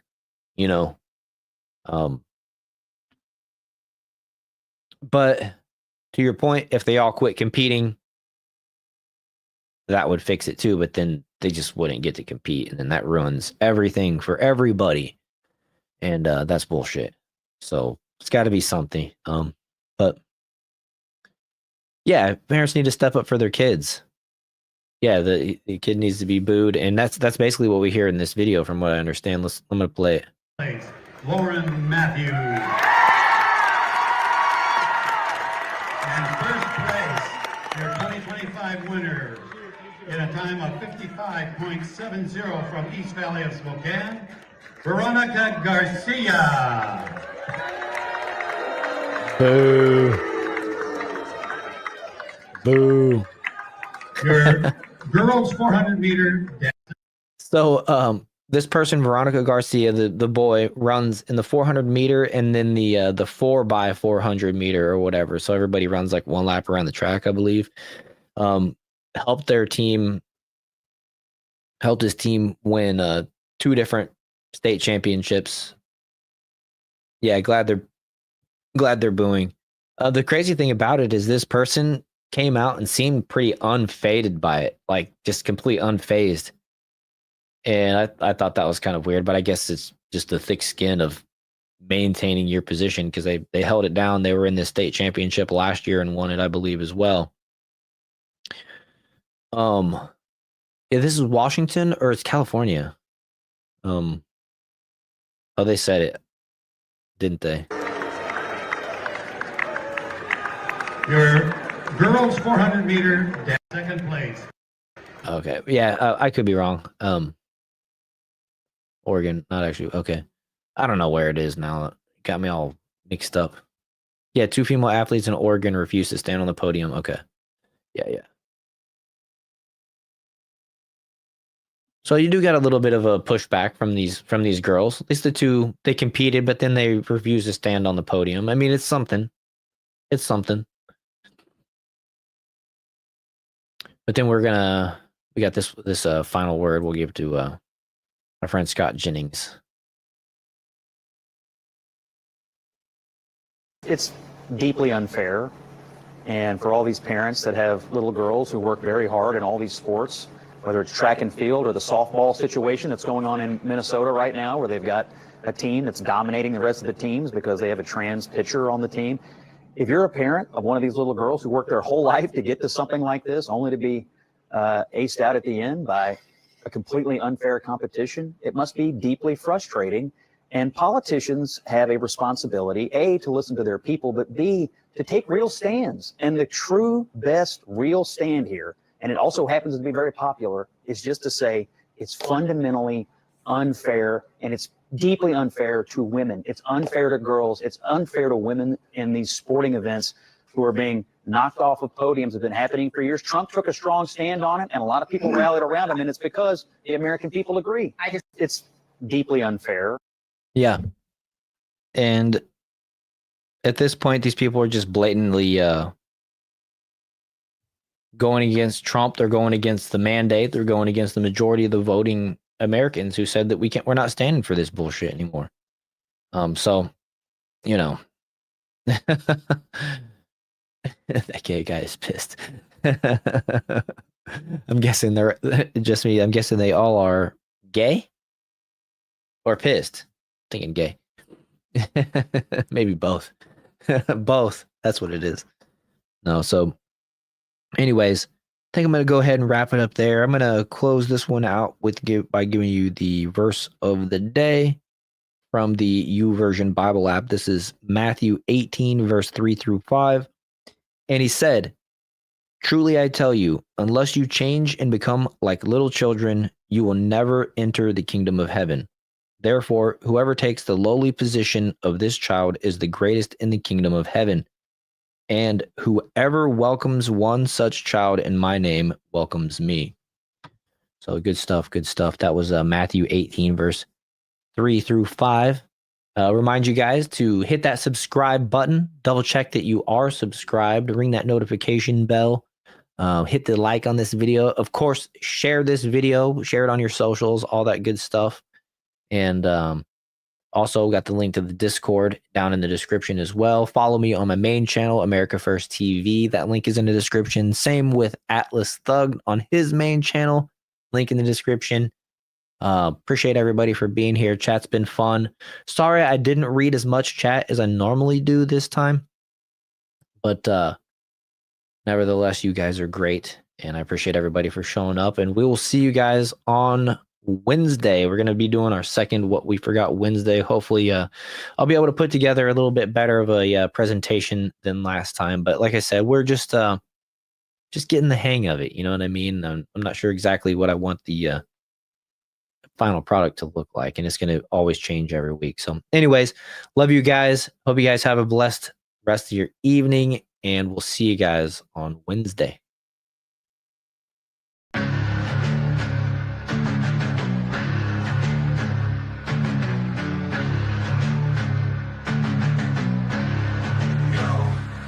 With war rolling Atlas Thug, we here to bring the truth. Jar open this podcast, we breaking through the fake news. They try to silence us, but we will be subdued. We're bearded alpha males here to save the youth. Spitting fire on the mic with the bass Christian takes. Exposing the lies, keeping the demons at bay. We ain't afraid to speak up, we won't be swayed. Jar open this podcast, where the truth is laid. Jar openers, cracking open the lies. We're rolling Atlas Thug, we're here to rise.